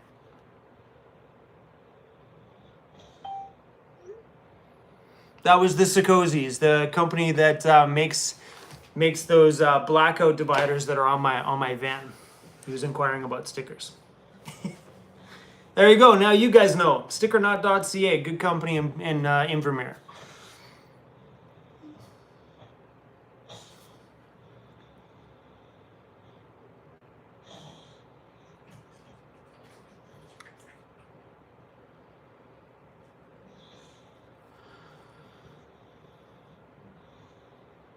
Sorry, guys, I'm just stuck reading. Sometimes you do that in the live stream. You forget that people are watching you, and you're just looking down at your laptop reading. Exploring Canada. Seeing downtown Calgary through your eyes was fun. Chrome, clever thinking. Getting yourself to Metro Ford. Who can repair the van? So, on the note about me driving my van all the way from Terrace, BC to Metro Ford. So, man, you should have seen you should have seen the shit people were saying. It was ridiculous. So I'm a YouTuber. As a YouTuber, my instant thought there was, okay, transmission blown. Like, it's not fully blown out of all gears, but it was grinding and making all sorts of weird noises. It was done. So my thought there as a YouTuber, I'm like, do I sit here and wait 4 weeks in a campground for them to come and repair it in a small town? Do I? Does that make good content? Is that good for business? So I'm like, okay, is it gonna hurt my transmission anymore if I drive it until it blows up? The answer is, well, not really. The transmission is getting a full rebuild anyway. So I made the decision for me and for YouTube to just send it. Because imagine what this last like 2 weeks of videos would have been like if I was sitting at a campground every day and you watch me sit there pick my nose. Legit. You're like, Chrome, I'm sick of watching the same campground every day. And think about it. I'm getting my van back tomorrow. If I was still up there in Terrace, I'd still be waiting 2 weeks just to get into the shop. That was 4 weeks to even get in, to get them to pull it out. Then you got the rebuild on top of that, and then the time for them to put it back in. We could have been there for 6 weeks, 2 months. At least here, this made some action on the drive. It was just a smart decision. It was a blast. Even though my heart thought I was gonna die half those days, because I don't do well in those stressful situations when you know you might block traffic or stall in the middle of a construction zone and block everything. It was hard on the heart, mind you, but it was also really, really fun. It was fun to see my van go a little bit farther every day. It was fun to edit those videos. It was fun to share all that madness. But I did that because, you know, sometimes it's just nice to kind of show you guys the real side of everything. You know, like having a... What's going on in my comments? Hold on, guys. I got blocked. I gotta do something. Sorry, guys. 1 sec. But yeah, in those situations there, as a YouTuber, it makes more sense on the content side to just send it. Like, if it was going to cause damage to the van in any way, shape, or form, I would have not done that. You know, but the transmission was getting pulled out and rebuilt. Screw it. Let's drop all the gears. It was a lot of fun, and I'm really, really, really glad that I did it. And coming to Calgary was actually really fun too, you know? Like, it's been a lot of firsts. I've been really enjoying this whole process. And thankfully it's over tomorrow. Thank you. Thank you. And a lot of people, like here's some cleaning lady just said, watching me send it was epic. And I heard that from a lot of people. The best comment I seen throughout that whole series was somebody said, I was more on the edge of my seat watching you drive from Terrace all the way to Calgary. I was more on the edge of my seat than I was watching Fast and the Furious 10. I was like, that's a good comment. They're like, day after day, I was like, oh no, is he gonna make it? Yeah, it was really fun. And also, like, you know, it's in that situation too, is it'll show you guys too that if you're in a town somewhere, you know, you could possibly send it to a few towns over to get that repair done. Obviously, if it's engine work, engine-wise, don't screw with that. If it's making weird clunk and weird things in the engine, stop. Don't do it. Because now that's catastrophic. If something pulls and breaks a bearing or breaks something and it bounces around your engine and grenades the whole inside of it, you're screwed. But when it comes to a transmission, just drive it till it slips until it slips nonstop and doesn't stop slipping. You know, at least this kind of showed people that, you know, you could possibly hobble it a few hours away from where you are to somebody who can get you in. I just happened to full send it back to Calgary. Nuts. I only did that because one of our subscribers works at Metro Ford, and he was like, yo, we'll help you, bro. You just get it to me. We'll help you out. So all in all, worked out and was a lot of fun. You know, I had a lot of my friends that were texting me, oh, Chrome, so sorry to hear about your transmission. I'm like, dude, this transmission blowing's actually been a lot of fun. Sure, it hindered my travels. It stopped us from going north. But at the end of it, I knew it was going to happen sooner or later. At least we created some fun out of that situation anyway. If someone's going to give you lemons, make lemonade. Is that what it is? That's what this saying is. You know, just keep smiling and keep trucking along. And that's just a part of van life, you know. Your vehicle's going to have mechanical problems. You could get down on yourself about it. I mean, I understand if you start and you didn't set yourself up with a bit of a financial cushion to cover repairs, then that becomes extremely stressful. I get that. But that's why right at the beginning, debt was number one to clear. Number two was to save some money for repairs. And that takes the stress out of that situation. Really, really was really good. Now my van's gonna be strong. That tranny's never gonna slip again. Hopefully the engine doesn't be the one that kicks out on us next, because I have driven that thing for 5 years. It'll be just about 6 years I've driven that van. So that van will be, holy shit, I will have had that van for 6 years as of August 16th coming up. And engine-wise, zero mechanical problems, none. I change the oil on time every time, never miss out on that at all. But zero. It threw a spark plug coil once, that's it. So hopefully we continue on with this one though. But the engine in that thing's been super strong. Why don't I visit the USA? I am going to as soon as I get bored of Canada. Have you seen this country? The way I look at it, I mean, I'm still young. I'll turn 49 in a week and some. I figure, you know what, I'm still young. Let's just explore Canada first. And then when I kind of feel like I've tapped out my adventures here, then we'll cross the border. I've been to the States lots in my past.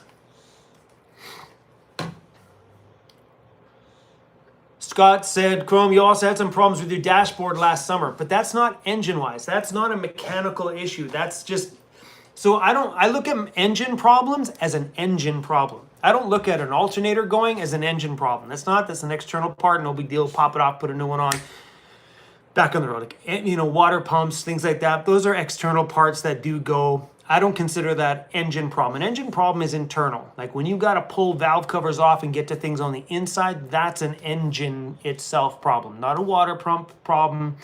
Dashboard, who cares? I don't consider that an engine or it's a malfunction, but it's not something that you cannot still drive. You know what I mean?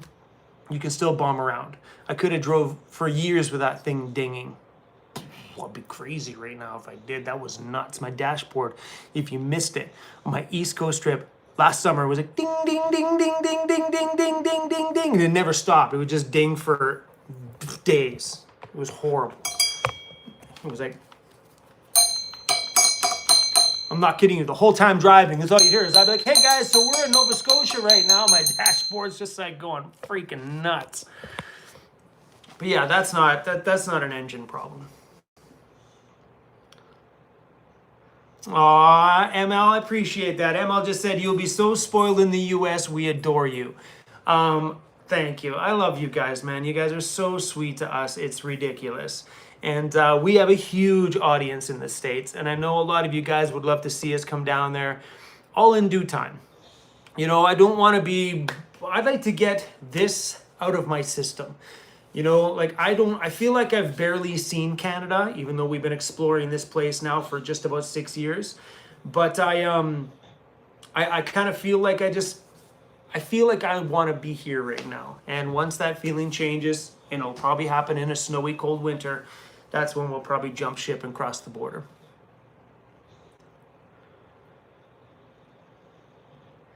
Nashville welcomes you. I'd love to go to Nashville. You know what I mean? Even though I'm not a country boy, you know what I mean? I'm a music guy. So Nashville would be Would you like to go outside?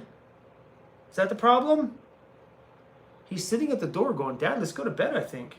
Come here, buddy. Come here. He doesn't want to come here either. What? You guys hear him over there? He's just yelling at me. Can I help you, sir? Can I help you, sir? My dog. Anybody want a bulldog? Whoa! Now he's getting lippy. I wonder if my cell phone would go out if we went outside. You guys want to try going outside? I wonder how far we get away from the building before we lost our... Because we have really good connection here. Let's try. Okay, we're going to go outside. See if maybe that's the problem. But normally he's at the door for that. We're going to go for a walk, everyone. Where are my glasses at? Where are my glasses at? Anybody see my glasses?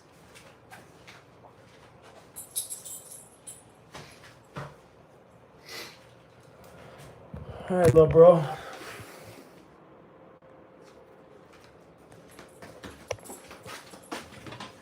Come on, buddies, go inside.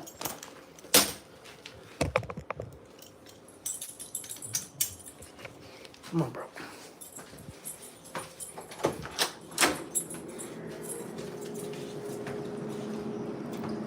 So hopefully this works out okay. Let me know if this connection goes. Should be good though, because this internet should be through the entire hotel. I'm worried about the elevator though.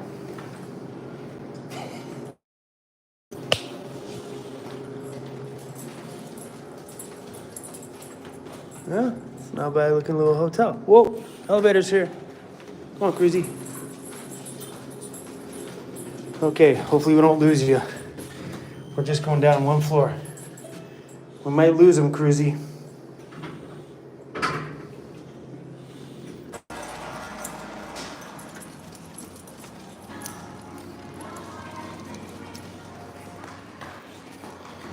I'm gonna leave you guys right here.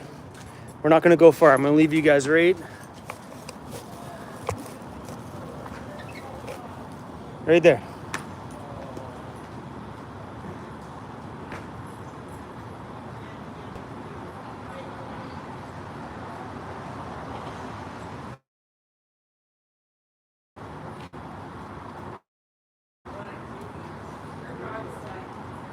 That on steroids.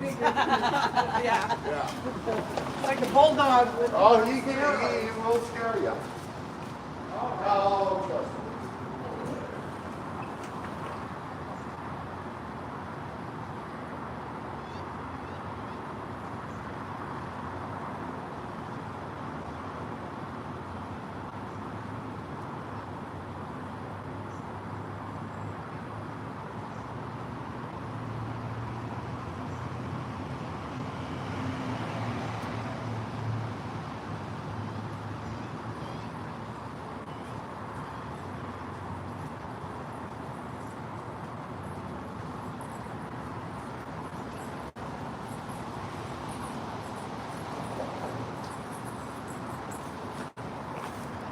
We're still alive. Nice. Come on, Cruz. Come on, buddy. All right. Damn it. Did it come back? Are we still dead? Are we done? Did it come back? Hey, we came back. Are we still dead? Hello? Are we done? Hey-o! Sorry guys, I full on thought that we'd survive walking through the hotel. I figured that would broadcast through the entire hotel. Apparently not. But I don't know if you guys seen that clip, but I got snacks. That's one thing awesome about this hotel is they quite often have snacks right downstairs. These digestive cookies are flippin' amazing. Sorry if I lost you guys.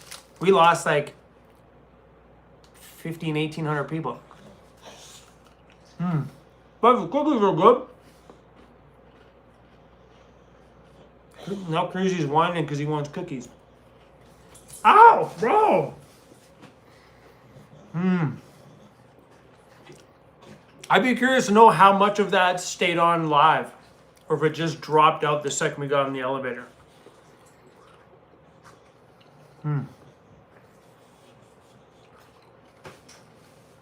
Oh, good. Yeah, Cruz went pee, but Cruz always pees. Cruz pees on anything every time. So I don't know if that was a problem. Now he's sitting beside me because I got the cookies. Oh, it stopped at the lobby. Shitty. Sorry guys, I'm eating, man. I seen the snacks, I couldn't resist. So good.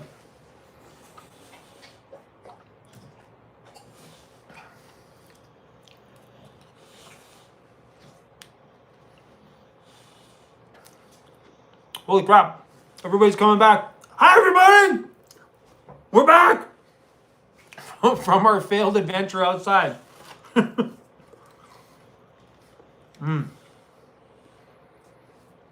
So if anybody's in Calgary and wants to go for a beer tonight, let me know. I'm gonna post a picture right now. Hold on, I'll post a picture on. You want to see my mess in it? I'm gonna post a picture on the community tab. See if anybody wants to go for a beer after this live stream. You guys want to come? My cell phone's dying. Life's a mess right now. Life's a mess.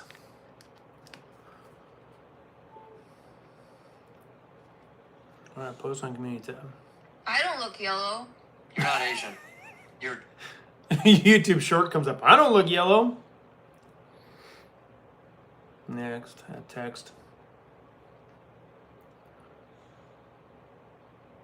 Next. What's up, Calgary? I'm doing a live stream right now, and I'm thinking after the live stream, if you guys want to go for a beer, I'll be at the Shark Club right across from the IKEA. Period. Damn, I hope there's only one IKEA in Calgary. Period. Time right now is... Oh, they would already know in the post. If you guys want to go, let's do... I gotta go find out what time it is.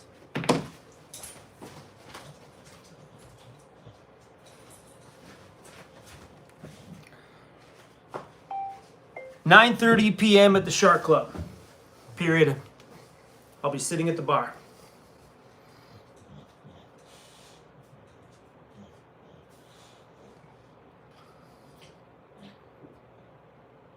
Sorry, guys. You guys want to go for a beer? All right. Make sure we got this right. I'm doing a live stream right now.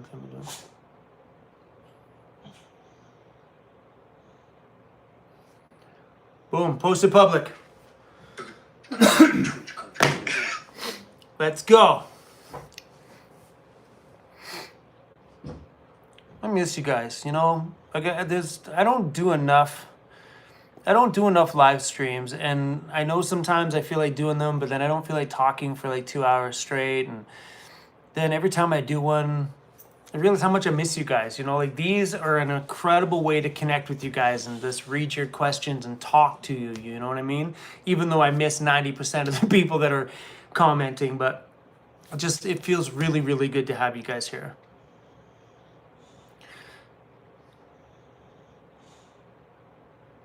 This is coming to you from Prague.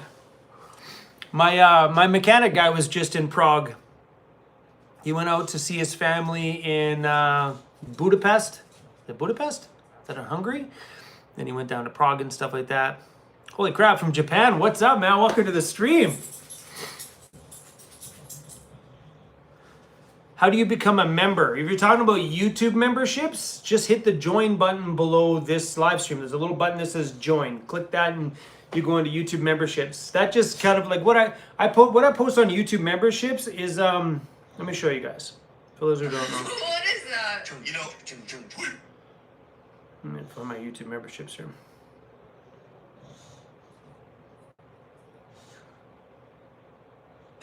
Come on. Channel. Community. So there's my YouTube membership. So it's like the community tab on YouTube. So on there I posted, hey guys, I'm going live pretty soon. You know what I mean? I posted a picture of my live setup. That was from the other day when I was in here, posted some pictures of my DJ setup and stuff like that. Kind of told my story about being in the hotel room. That was here in the hotel room, posting a picture in the bathtub. But yeah, we just kind of keep everybody up to date with what's going on, you know what I mean, in real time. So if something's going on, something's happening, usually they get to know first. I just kind of post on there, what's up guys, here's where I am. So they just get to see a little bit more behind the scenes of things. It's fun. I really enjoy that part of it. It's fun when things are really exciting and I want to tell somebody right now. Instead of doing it in a video and then waiting for that video to come out in a day or two, I get to have you guys to tell right away. So that's what I use those platforms for. Cruisy's in the huff again. What's your problem? It wasn't pee. What is it? because I'm eating right now. That's why.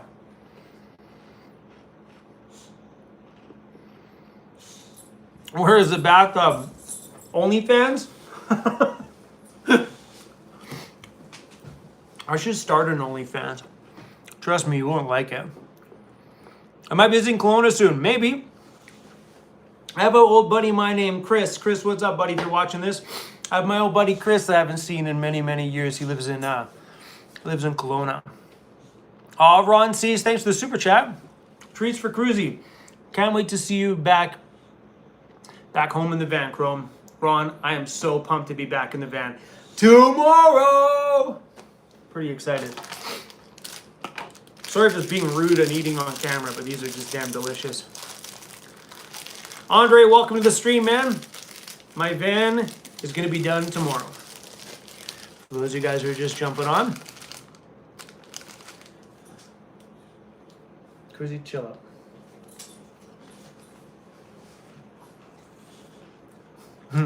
Someone just asked, what is OnlyFans? You're missing out. I've never been on OnlyFans. I know OnlyVans. There's a good one. Oh, I like that. OnlyVans, where you get to post all your van porn. Woo! Vancity Vanlife is releasing a new app coming soon. So cool. Oh, James, thank you, man. I appreciate that, James. Have a round on me, bro. Sharing the love from Mid-America. Sorry, I'm eating. I'm about to load my rig with Victron and Battleborn Thursday, so I'm celebrating too. So awesome. That's wicked. Those Battleborns are good batteries, man.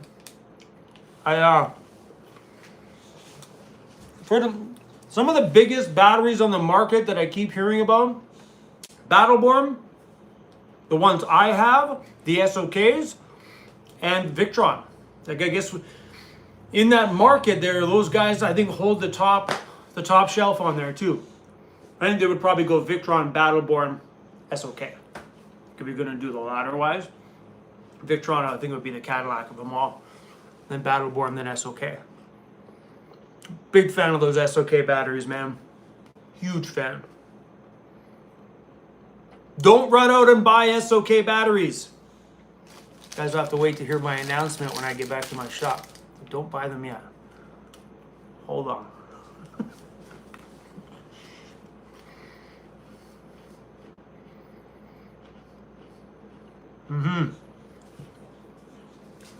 Cruisy, chill out, bro. Keep letting him have a piece of my cookie bees jumping up at me to get him.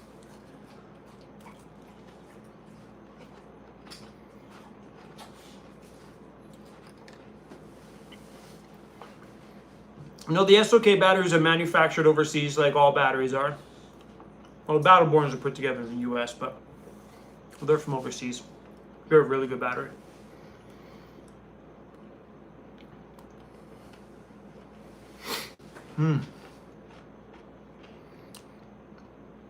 Battleborn does have the longest.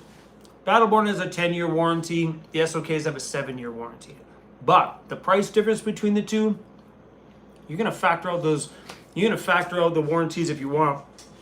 Battleborns are like 30% more price-wise than the SOKs or something like that. So you gotta factor that in. Pay the premium price, get a couple more years of warranty. 7-year warranty is still a huge warranty. That's a big warranty. What size would I suggest for a couple? So this is hard for me to answer because I'm not your traditional van lifer. The inside of my van, I consume a ton of power because of my editing. So I have 400 amp hours of power in my van, and I think that is the way to go for everyone. You never have to worry about, like driving every day if you're using a ton of power every day. You know what I mean? You got a bit more stacked up in the reservoir, you know what I mean? But 200 amp hours, I think, is your good start. I think a 200 amp hour setup is a good starting setup for people. 400 amp hours for me really works. I also drive a lot too, so and with the solar and stuff coming in, it allows my battery banks to charge up. But ever since I upgraded to 400 amp hours of power, it's changed my van life. I don't sweat electricity anymore. I don't worry about it anymore. And I used to have to be really careful with my 200 amp hours of power, like be really, really cautious with how much power I'm pulling out of it. The 400 amp hours, big upgrade. It's not a cheap upgrade, that one. A big upgrade, way worth it. Michael, thanks for the super chat, Michael. Say hello to my mother-in-law, Dawn Jill. She watches you every day. Don Jill, what's up, man? I appreciate you guys watching the channel. I really appreciate it. Big time. Thanks for the super chat.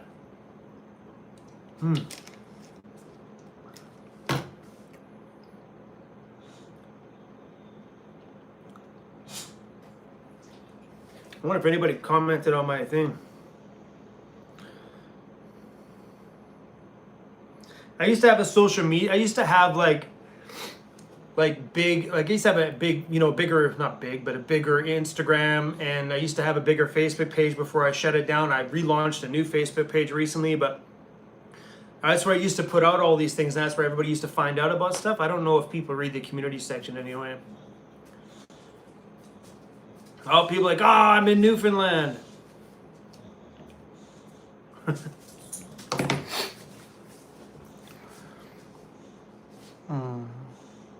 Sorry, I'm reading the comments on my phone now. That means we have to be intimate because they're so tiny. Can you mix batteries? Don't do it. Yeah, don't do it. Stick with the same brand all the way through. Can you mix them? Sure, but be very... No. I'm going to say don't do it. Stick with one brand all the way through. You know, try not to put, 5-year-old batteries in with a brand new battery. You know what I mean? I know with lithiums you can add batteries, but don't do like 5 years old and brand new, mash them together, because that brand new one's going to only be as strong as the 5-year-old battery. You know what I mean? That older battery. It's like anything else in your life. If you have friends that are like pulling you down, you're only as good as that friend. You'll never be here because that friend will always drag you down to their level. Batteries are the same thing. If you have something to suck some negative energy out of you, it's going to bring you down to that level. You know what I mean? Like you've ever heard that saying, you're only as good as the friends you hang out with? That's a reflection of who you are. That's the truth. Same thing goes with batteries. You put batteries together and they're all going to act as good as the weakest one. So yeah. So, I would suggest not to mix brands. Just try to stick with them all. I've seen people that have Frankenstein systems, but when it comes to electrical, don't screw around too much. That's talking about your home here, right?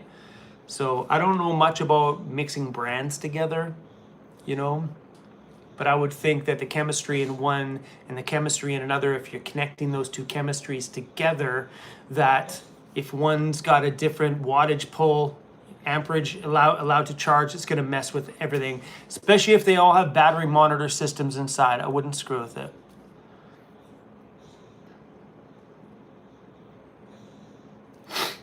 Jeffy Bear's in the house. What's up, brother?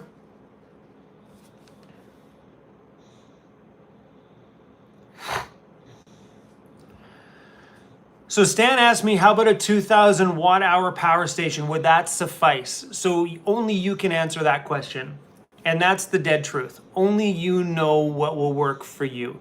In my van, could I run my YouTube channel off a 2,000 watt hour Jackery battery? No, there's no way. I would drain that battery like that, and I would need to run my van for times during the day. There's just not enough stored battery capacity for me to run what I need inside of my van. That means fridge, freezer, lights, Starlink, laptop, and everything all running at the same time. Because when I edit, sometimes we're talking like a 6-hour edit where my laptop's pulling 85 watts for 6 hours straight, and usually do that in the morning, so there's no solar coming in, the van's not running. I can drain my system pretty fast, and if I had a 2,000 watt power station, that would not suffice at all. So you gotta realize what you're doing with it. If you're just running a blender and charging your phone or your laptops, no big deal. Yeah, you're good. 2,000 watt hour Jackery will rock the crap out of your van, no problem at all. If you're running just generic, basic, simple things like a couple little LED lights, you and your laptop, running your little blender to make your smoothies in the morning or little things like that, you're good to go. But yeah, so like only you will know in that scenario. But I think for people that are buying a power station anyway, they're gonna be power conscious right out the gate, because you can't be pulling monster amount of power unless you're living in Arizona where you got tons of solar. You're good to go. But if you're living here in Canada where our solar production is really crappy most of the year, we only get a few months of really good solar up here, like maybe 3 months. Oh, Emmy's in here. What's up, Emmy? Nice to see you finally pop in the stream. How many watt hours a day would you estimate the Iceco fridge pull? That's a really hard question. They're actually quite power efficient.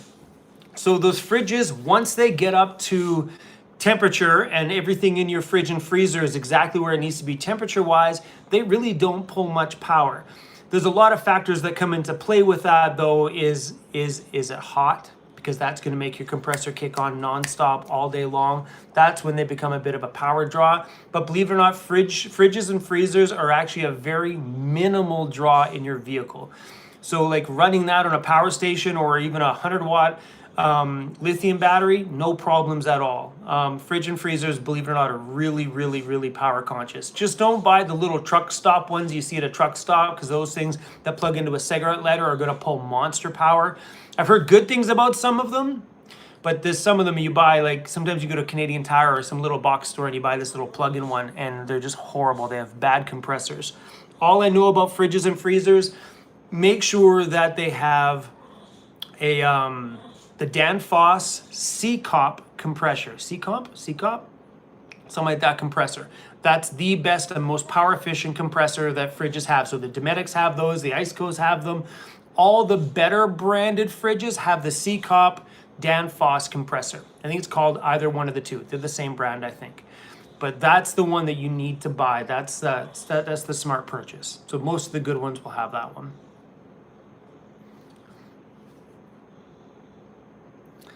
Thanks for the super chat. What's that? One opinion? One opinionated queen. I like that.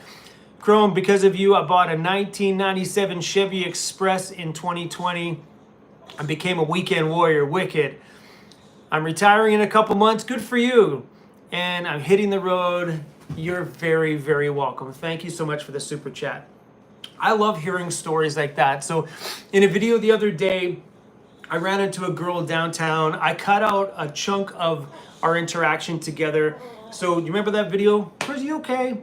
She came out of a wedding. She walked over to me. I was with Aaron, the DJ, and she walked over to me and she's a Chrome, I've been meaning to run into you. And then the tears started to roll. That's when I shut the camera off. She cried and I gave her a hug and she cried and she told me the story. I guess she got out of, she got a divorce or something like that and she didn't know what to do. And so long story short, she knew van life. She got onto my channel and she's like, your channel changed my life. And she knew van life was the direction that she wanted to go.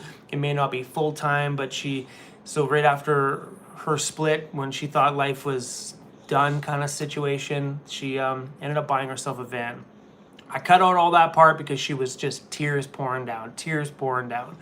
So, but I love hearing those stories from people that come on here and they just say, dude, I watched your videos and I knew this was what I wanted to do with my time now that I'm retired. I want to go and enjoy some travel that I couldn't afford before. Because in a van, you can afford to go traveling because you don't have to do this stupid shit. When you're paying for high-priced hotels all the time, that's when traveling is not affordable. Like you want to go out for a month trip and you got to hotel it every night? It's not feasible. That's where having a camper van and doing weekend warrior stuff comes in handy, because you can get off the day job, pack up your cooler, pack up all the stuff you need and hit the road for 2 or 3 days and then go back to work. You know what I mean? There's nothing wrong with weekend warrioring. I love that. I think that's such an awesome thing. So hearing those stories, they just make me happy, man, in a really big way. Are my stickers in my store? No, I have nothing available right now because we're in the midst of relaunching everything. There's nothing on my store right now, guys. So just hold out for a little bit. Trust me, when things come out, they're coming out with a vengeance. I'm releasing so much stuff when I get back. You guys are going to be pretty stoked. And you'll be excited to know that on the new website, things will be in Canadian prices, which means the price for everything will be way, way lower. So before, what I was doing is I was putting them in a sticker pack, rating them a certain price, then I was covering the shipping worldwide to everywhere. So now what we're doing now is we're putting the stickers on there at a way cheaper price per sticker in Canadian dollars, and then upon checkout, your shipping costs for the stickers are paid by you upon the checkout, and we're not making money on the shipment side. It'll just be whatever that sticker costs to put on the stamp on the front of the envelope. So, but that'll bring the cost way down for everybody, and I'm really, really excited about that because it'll make things that were once a $5 US sticker into Canadian funds super cheap. So I'm really, really excited about that. The reason why we did everything in US funds before is because everything we do on YouTube is all USD, everything. So to keep things easy back then, we just kept it all in USD because it all went through American stuff anyway. And but now we're doing everything in Canadian because of the new website. So that stuff will be fun for everybody, I think.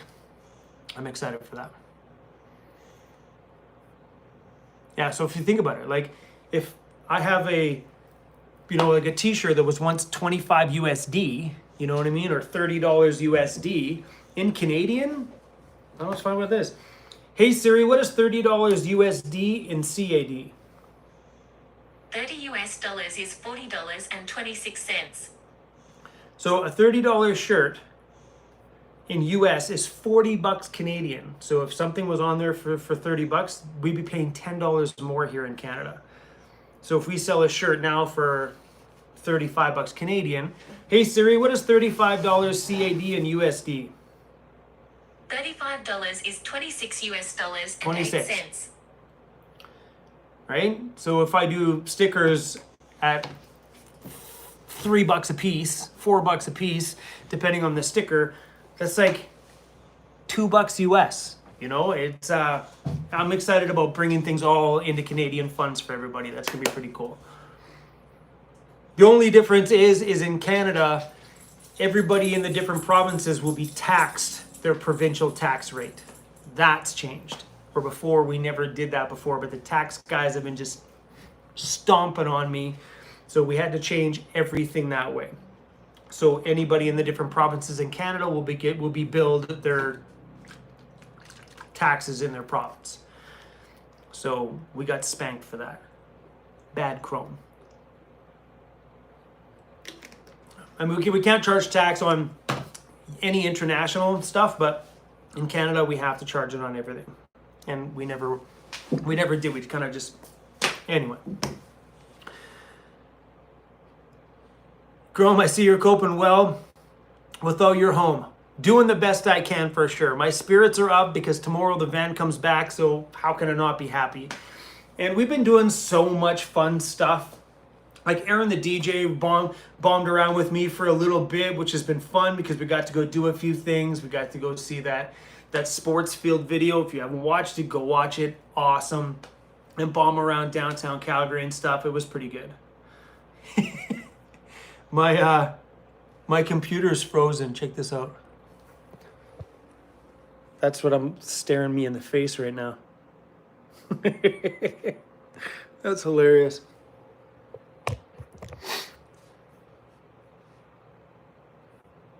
That's funny.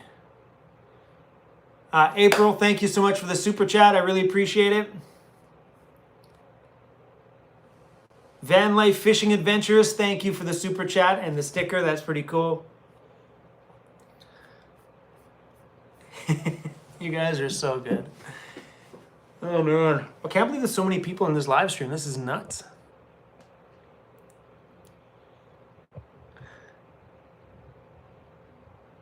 Yeah, so that's cool. I'm glad some of you guys liked it. That video got a lot less views than normal. Like on YouTube, it showed me when I put that video up, after one day, it said, hey, Oh, I got a funny story for you. So on that video, it said, hey, 50% of your viewers don't like what you're doing here. You may want to look at the type of content this is and maybe think about, like changing it. Like it told me that 50% of my audience doesn't like this video. Maybe not do it again. And the funny story is, when we started having all that drama with all my broken engine shit, drama video after drama video, broken transmission drama. Oh, are we gonna make it drama? Oh no, drama. Oh no, I don't have a van now. What happened? Drama. You know what I mean? Like, do I like the high roof? All this stuff going on. YouTube sent me a notification on my analytics that said, hey, you may want to think about what you're doing for video content right now because your audience is loving it. You have so many returning people coming back to view these videos. You should make more of these videos. That's what I said. You need to make more of these. My thought is like, what do I have to make drama every day? Is that the growth future of my channel? Is that I have to continually find drama? What next? What am I gonna do now? Drive into a ditch? Hit another car? What? But it was funny to see YouTube saying, you need to make more videos like this. I'm like, no, YouTube. No, I don't need to make more broken down van videos. But on the analytics side, YouTube's like, oh, your channel is loving this stuff. And it's funny because on our analytics side, it shows us all that stuff and they give us like little bing, little like fireworks that go off sometimes, little encouragement things to let us know that we're doing something right or our audience is really digging something. Apparently, drama sells a lot. People really liked it. Well, am I gonna lie? I really liked it. That whole series was fun.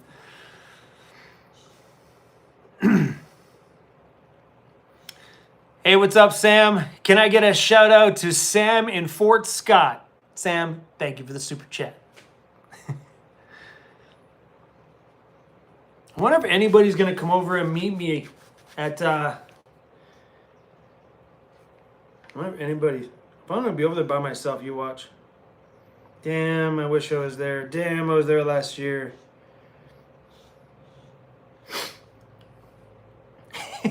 I like doing little last minute things like that. That was fun.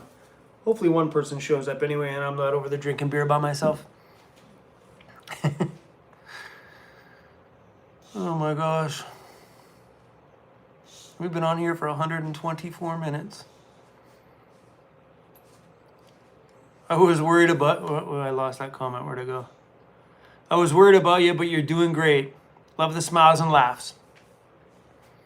Lee, you have to. Like in these scenarios, you have to just be good-spirited about it. And, like, you can be down on it, but what's that going to do? It's not going to make your situation any better. So try to make the best of it and go have some fun and maybe try to do some things that you've never done before, Like in a city, it gives you a chance to go roam around and explore things that you may not have been able to see before because, you're moving too quick or, you didn't have the time to just sit around. I don't know, you got to make the best of situations. It's hard to get negative in those situations, but negativity never gets you anywhere. JP Hanks. Hey, Chrome. Did I see the Vanlife EcoFlow battery? Did you see the Vanlife EcoFlow battery air conditioner? Wicked. Okay, so I have seen some videos on it. I've never used it myself, but Emmy got I don't know who it was from, last year. Emmy got a company sent her one of those air conditioners. It was garbage. So they were like, hey, can you make a video? So they sent her this big air conditioner, looked much like that one too. It had the pipes that go out the window. That thing didn't do nothing. It was garbage. So like my thing is like, don't air conditioners pull the moisture out of the air? Then that water's got to go somewhere. None of those systems have a way to expel any condensation created. So what's it doing? Just like, what's it doing? You know what I mean? Like air conditioners, they drip. That's what they do. They drip. They always drip. The ones you have in your home, they always have a tray in the bottom that fills up full of water. It just happens. So I think I would have to get my hands on one to be truthful about it. And sometimes you got to watch some of the YouTube channels too, because they make a video about it. And are they saying those things because they're getting paid? I'm honest. I don't give a shit. If I don't like your product, I'm going to tell my audience, this product's garbage. So when Emmy took that other year, she never put it on her channel. She ended up saying, I can't make a video about this. This thing sucks. So she sent it back, but we both had the chance to kind of give it a try. So maybe I would. I'd like to give that one a try. And I wonder if it actually does work as a proper air conditioner. I don't want something that blows cold air. I don't care about blowing cold air. I need to drop the temperature down inside the van. That's important. So I'm not sure, you know, because I see lots of videos from people. Some people are like, yeah, I dropped my van by 5 degrees. I'm not going to put that huge thing in my van to drop my van by 5 degrees. You know what I mean? Like, you need to drop the van. Like, if I set that thing at 18 degrees and it's 25 outside, it better be at 18 inside. You know what I mean? So, yeah.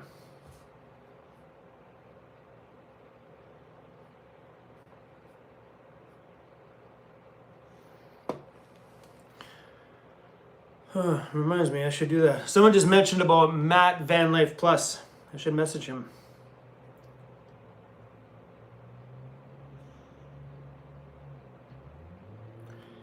Hey bro, if you're in town, I just put out there if people wanted to go out for a beer, I will be at Shark Club by the IKEA at 9:30 p.m. if you want to come. There you go. Van Life Plus.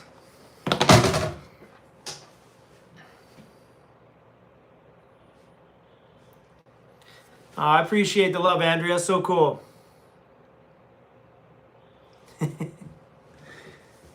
Yeah, man, if you guys have any suggestions on where we should go this summer, I'm in, man. Because right now I'm in a position where I could drive any direction. Don't say the USA. I could drive east, west, north. So if you guys have any suggestions on places to go check out, things I need to go film, yeah, man, I'm open to go. I don't even know. That's the thing right now. I don't even know which way to go. You coming back to Toronto? That's a possibility. That's a possibility. Matt's not replying to me. I'm not that cool. Arctic Circle. So I don't think I'm going to go up that far because it's so late in the season. By the time I get up there, it'll be mid-August. Then you're looking like 4 weeks or so before they got snow up there, which means I'd have to rush that side of the trip. And if I'm going to go up that far, I don't want to be in a rush. I would rather hit that trip on a year when I can just get there when the snow has just left, giving me the entire summer to explore up there. Where right now that would be a fast bounce up and get the heck back out. Like to me doing those things because I have the chance to travel full time for a living because of YouTube, that's not a once in a lifetime trip. That's something that I would like to go up to, spend some time at, and actually explore it, you know what I mean, without a timeline, you know? And going right now, you got that snow worry. And I don't want to be hitting snow up at the Arctic Circle and then have to drive through snow all the way back to the West Coast, you know? I mean, I'm okay to drive in snow. That dry, fluffy stuff is great. Just the wet stuff scares the crap out of me. JC, drop shot. Chrome, I used the Zero Breeze Mark II. That's the one that Emily had. In my truck, I've been able to drop the temperature of my truck 15 degrees. Okay. So I think that was the one. If Emily's in here, she can pop in and say, but I think that was the one. I think it was the Zero Breeze that she had. Dropped my truck by 15 degrees. I posted a tour showing my build over on my channel recently. This one drains. Yeah, I mean, at that point, I don't care with the power consumption. On a hot day, if you had an AC that legit cooled your entire van, you know, I mean, like, a truck build's a little small. It's a smaller. But, yeah, I mean, I'd be interested in something like that if it actually legit dropped the temperature. But, because we ran Emily's, I think hers was the Zero Breeze Mark II. I'm pretty sure that's what hers was. I don't remember. Yeah, it ran it all day and it didn't do nothing in the van. Donna, thank you so much for the super chat. I really appreciate that. A lot of people asking about the ambulance build. So we've talked about the ambulance build for a bit on the earlier part of the live stream. It's all happening this year. Body work, paint, bumpers, little bit of suspension work. rims and tires. That's the plan. I want to do the exterior this winter. Yeah. That's the plan. Hopefully. This transmission thing put a dent in that budget a little bit, but that's the plan for this winter, is to work on the exterior of it. So Emily just texted me. Yes, it was the Zero Breeze Mark II she had that neither of us liked in the van situation. Maybe in a truck camper, being that it's smaller. Maybe. But yeah, it didn't work for Emily at all. She didn't like it one bit. She sent it back.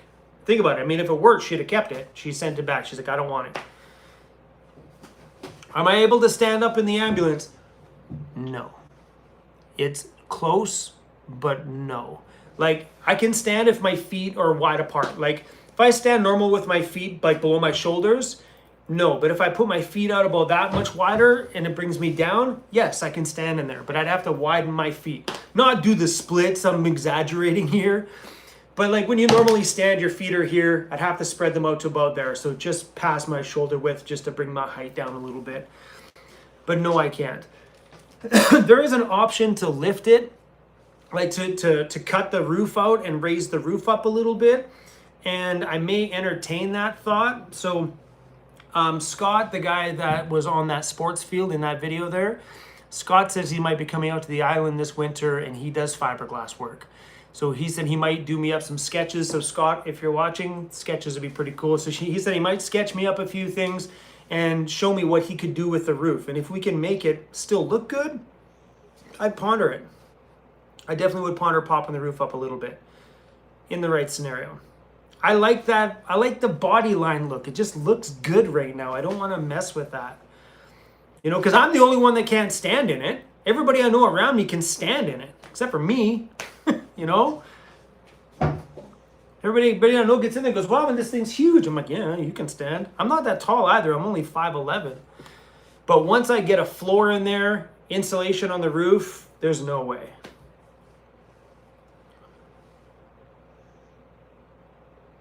James, the high roof rental might have sold Chrome. Definitely did not sell me. So having the standability and the movability in a high roof, I'll make a full video about this. I definitely should make a full video about this. So having the ability to stand in a vehicle, it's fun, it's cool. You know, my knees, they didn't get dirty like they normally do, but it's just not functional for being out in the bush with. You know, that's too big of a vehicle to be out there. You know, and I know with something that big, there's places I couldn't go. Like driving up onto that glacier the other day. They're not on the glacier, but just below the glacier. There's no way I could have done that in a vehicle like that. I don't care if it's a 4x4 Sprinter. That thing's still cumbersome. You know, there's a lot of things you can't do with that big, long extension. You'd have to do a shorty at that point. But still, that's high. Like a lot of the trails that I go through, they would just destroy the top of that thing. Branches would be smacking it all over the place.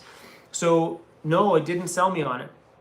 You know, I thought maybe it did. I thought maybe it would sell me on having the standability. But there's just, it's too fragile of a vehicle in that top part. You know what I mean? Like, you're going to dent the crap out of it. High roofs are definitely fitting for people, I think, that don't want to spend a pile of their time in the bush doing what I do. I think a pop top is probably the best option. Maybe a high top. I don't know, maybe. Maybe a high top on a van like mine, maybe. But not one of those big metal ones. Definitely not one of those big metal ones. Maybe I'll put a actual legit high top on the shop van. Maybe that'll be my experiment. You know what I mean? I'll put the high roof on the shop van, and if I don't like it, we'll just sell the shop van. That's an option. Before we build it all out on the inside, maybe we'll go try it on the trail and see if it hinders me. Because the ambulance already is going to hinder me. There's places that ambulance won't go that my van will. That's why I don't want to get rid of my van, because my van's super capable. That ambulance is cumbersome, so the ambulance is going to be one that you'll take up and find a nice big clearing up in the bush somewhere, and maybe take the quad off the trailer and go bomb those little trails with the quad. That's the option with the ambulance. But the ambulance is she's a big one. She's a little thick. You know, she's a little thick. She's a wide one, that one.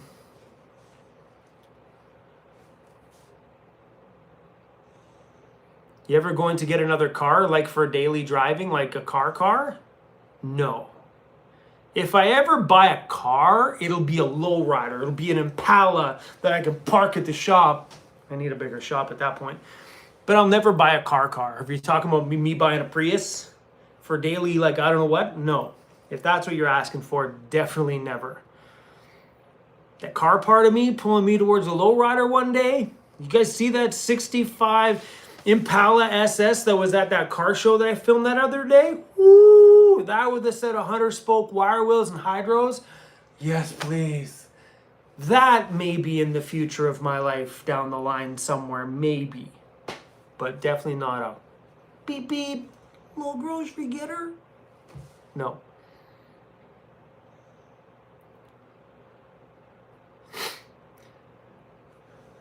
No, I have a car.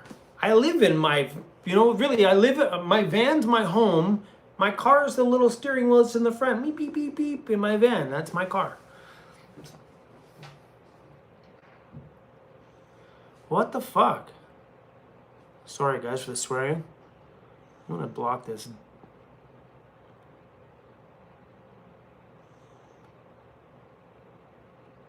Oh, hold on guys, I'm gonna block this guy. Stupid comment.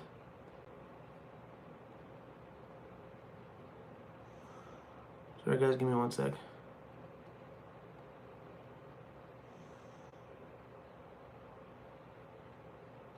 Sorry. Someone makes a dumb question, someone says something stupid, you out of here, bro. That's it.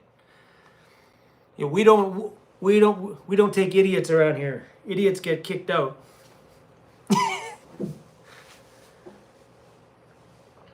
Yeah. So Violet just said they caught my. I made a video the other. I should have supposed to say the other day, a while ago, where I showed the lowrider car. Where I showed the lowrider car that I used to have.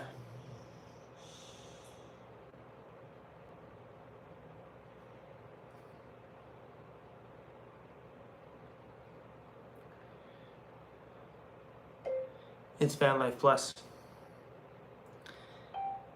I get the van back tomorrow. Sometime. He can't come. Van Life with Gina, thanks for the super chat. I appreciate it.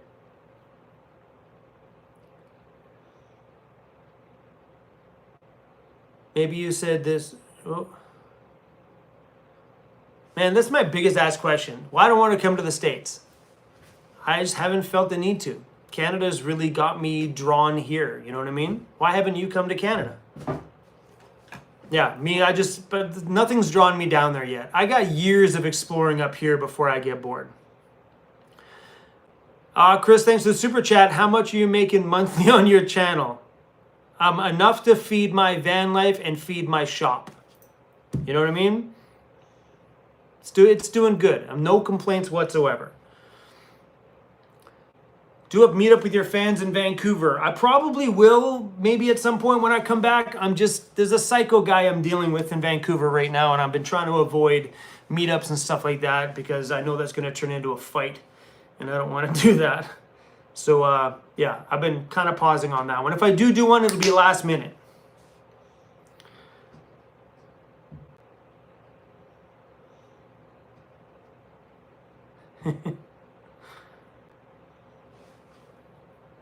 What's for dinner? Honestly, for dinner, so far I had, oh, they're all wet in there. I had digestive cookies that I got from downstairs at the hotel when I took Cruisy out for a pee.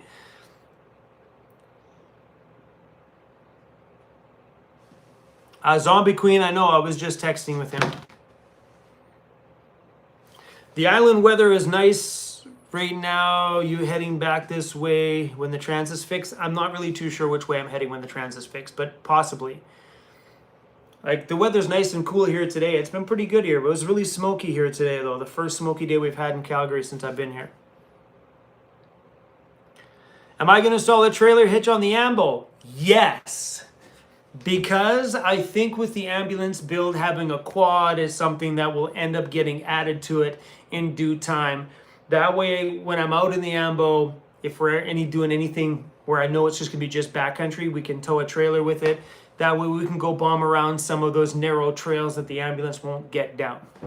And after spending some time in Terrace, BC, and seeing everybody out there exploring in the quads, really just kind of made me, realize that there's a lot of exploring that I could be doing out there where vehicles just can't get into. Like, people are telling me about waterfalls that are only quad access, and just so many stories I've heard over the years of people out there on the quad saying, you got to get one, man, because you can go up to here. And I'm like, oh, I want to go there.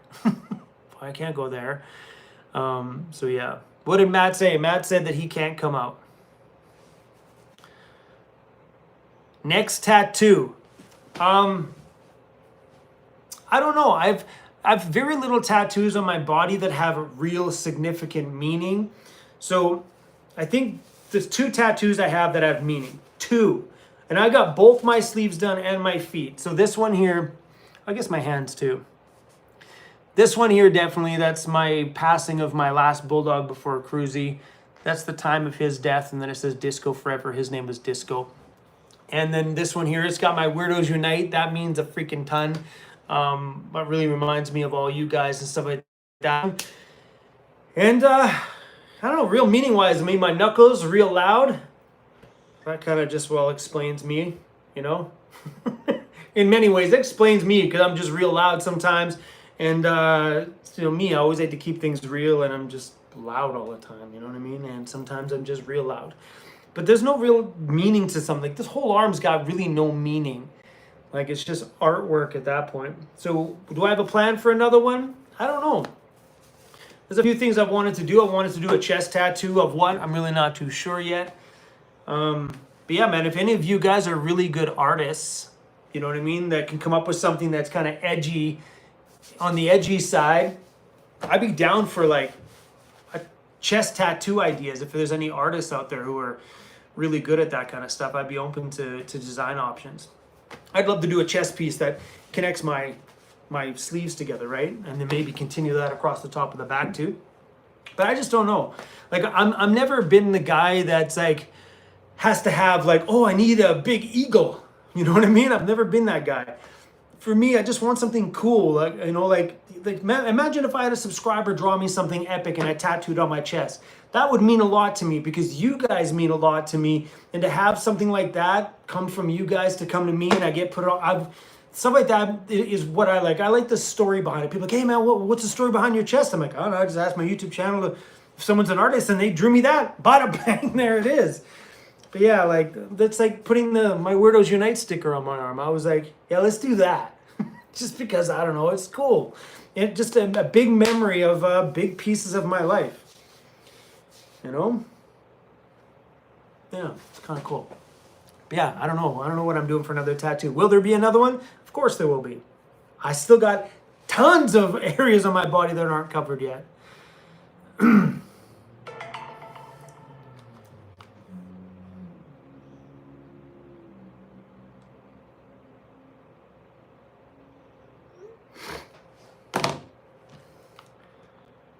I think Ford uses Larry's transmissions for the rebuild.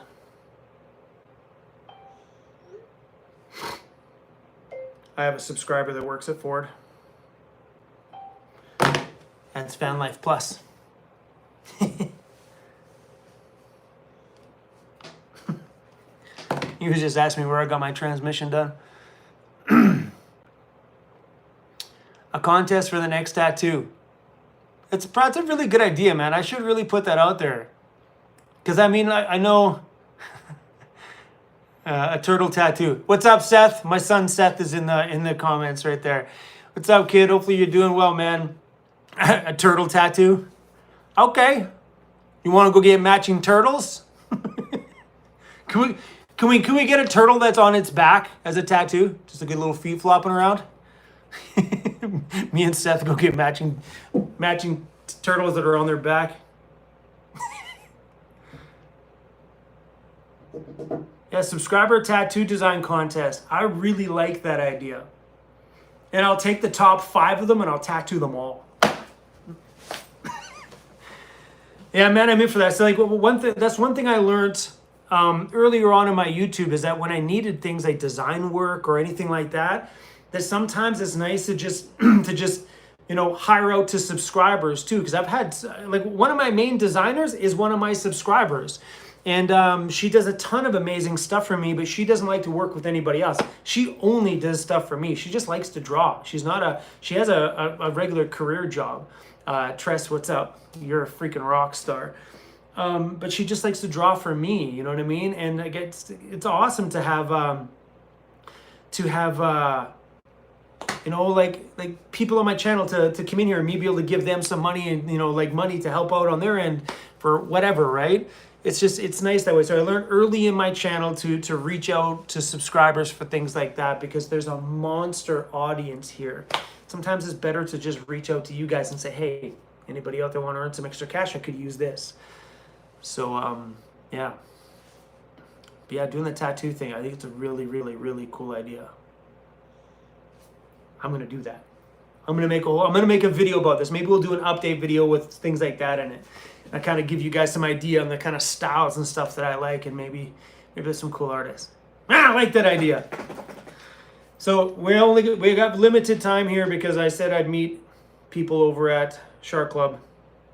It'll probably just be me at 9:30. So yeah, if you're in Calgary, guys, Shark Club by the IKEA, 9:30 p.m. Alberta time. I'll be sitting at the bar.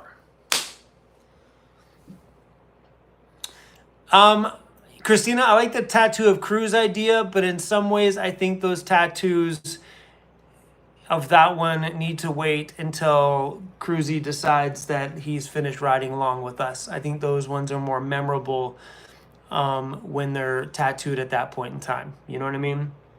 I know he's not going to be with us forever. So I think I would rather save a spot for him when that time does come. You know what I mean? It's sad to think of it that way, but I would rather do that then than do it now. Because I think I could find something more meaningful during that time than to slap a silly thing of him on me now. Does that make sense? Like Disco, I could have wrote his name on me somewhere, but this one means more to me now than ever with his time of death and stuff on it.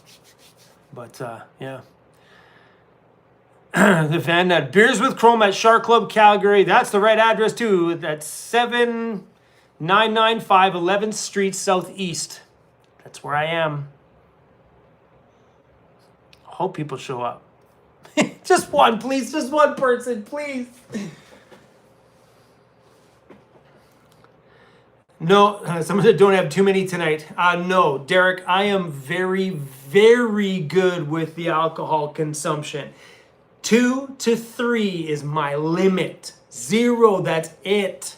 Because I don't like that foggy head in the morning. Even like hangover is out of the question. Heck no. That would screw me up. I don't like a foggy mind because I get up and I fire right away. Like I'm a rise and shine right out the bed, boom, every morning. And if I have a tiny bit of fogginess up here, it screws that feeling up. And I love that energy and that rise in the morning. I don't do anything to screw with it. Oh, wicked. Bruce Vanlife Jr. just texted me. Okay, fine. You twisted my arm. On the way. Wicked, brother. See you then, bro.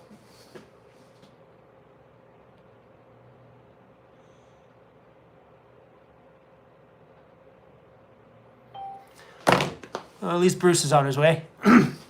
That's pretty cool. No more tattoos. The last tattoo I got was broken right there on my hand when we were on the East Coast. Oh, I lied. The last tattoos I got were that and then loud. So this one here needs a bit more touch-ups, but yeah, my last ones were broken and then real loud. Yeah. Yeah, I think those are the last ones I got.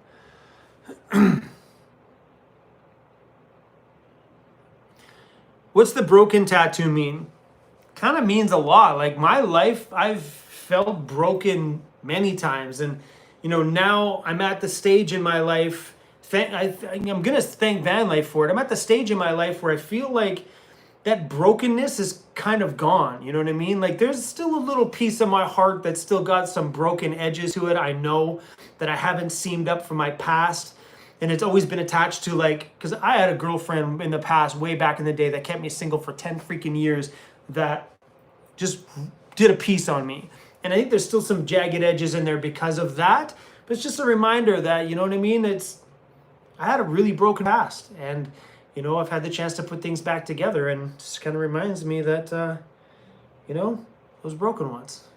I don't know. It kind of means a lot to me. I like it. It's broken. I dig it.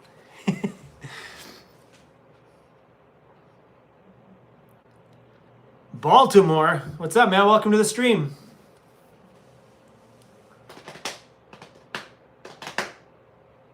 Nice to see me live. Where's Cruisy? Cruisy, let me flip you around. Cruisy's in the bedroom right now, sleeping right there.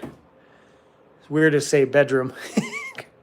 But yeah, he's in the little room there, sleeping on the floor. Finally, he was being a dick the whole live stream. Just like, Dad, give me attention, Dad, Dad, Dad, Dad, Dad. Yeah, funny.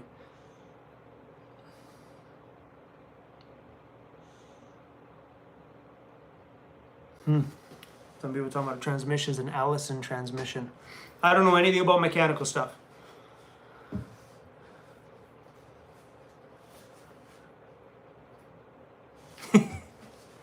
Oh, wicked. Anyway, guys, I think we're gonna wrap this up because I've said everybody I meet them over at Shark Club at 9:30. So fingers crossed, everybody. Please, please, please pray to the van life gods that people show up. And I'm not over there feeling like a loser. Anyway, guys, thanks for watching today's video, and thanks to all you who came back after this feed went dead. If you weren't around at that time, we took this live stream downstairs the hotel, and then the feed went dead just after the elevator. Just gonna skip through and make sure I didn't miss any more super chats, you guys. Azul, have a mezcal old fashioned on me. Ooh, I will do that. Maybe not the mezcal. I love a tequila old fashioned. Maybe not the mezcal one though. I'm still yet to find a mezcal that I can taste. I don't know, that's this little smokiness for me is I haven't really gotten the flavor for that quite yet. But I'll definitely have an old fashioned on you tonight. Thank you so much for the super chat. Neil, thank you. For you and Cruz, appreciate you, big bro. Wicked, man. I really, really appreciate that love. That means so much to me, you guys. Everything was awesome here. I had a really great time hanging out with you. Thanks for coming back after the feed went dead. I thought for sure that was the end of the stream, but apparently not. And I know I say this every single live stream. We need to do this more often. You know, I think maybe when we get back on the road, maybe I might just set up I'm not going to say it. I keep saying this every time that I want to do this more often. I really enjoy this time with you guys.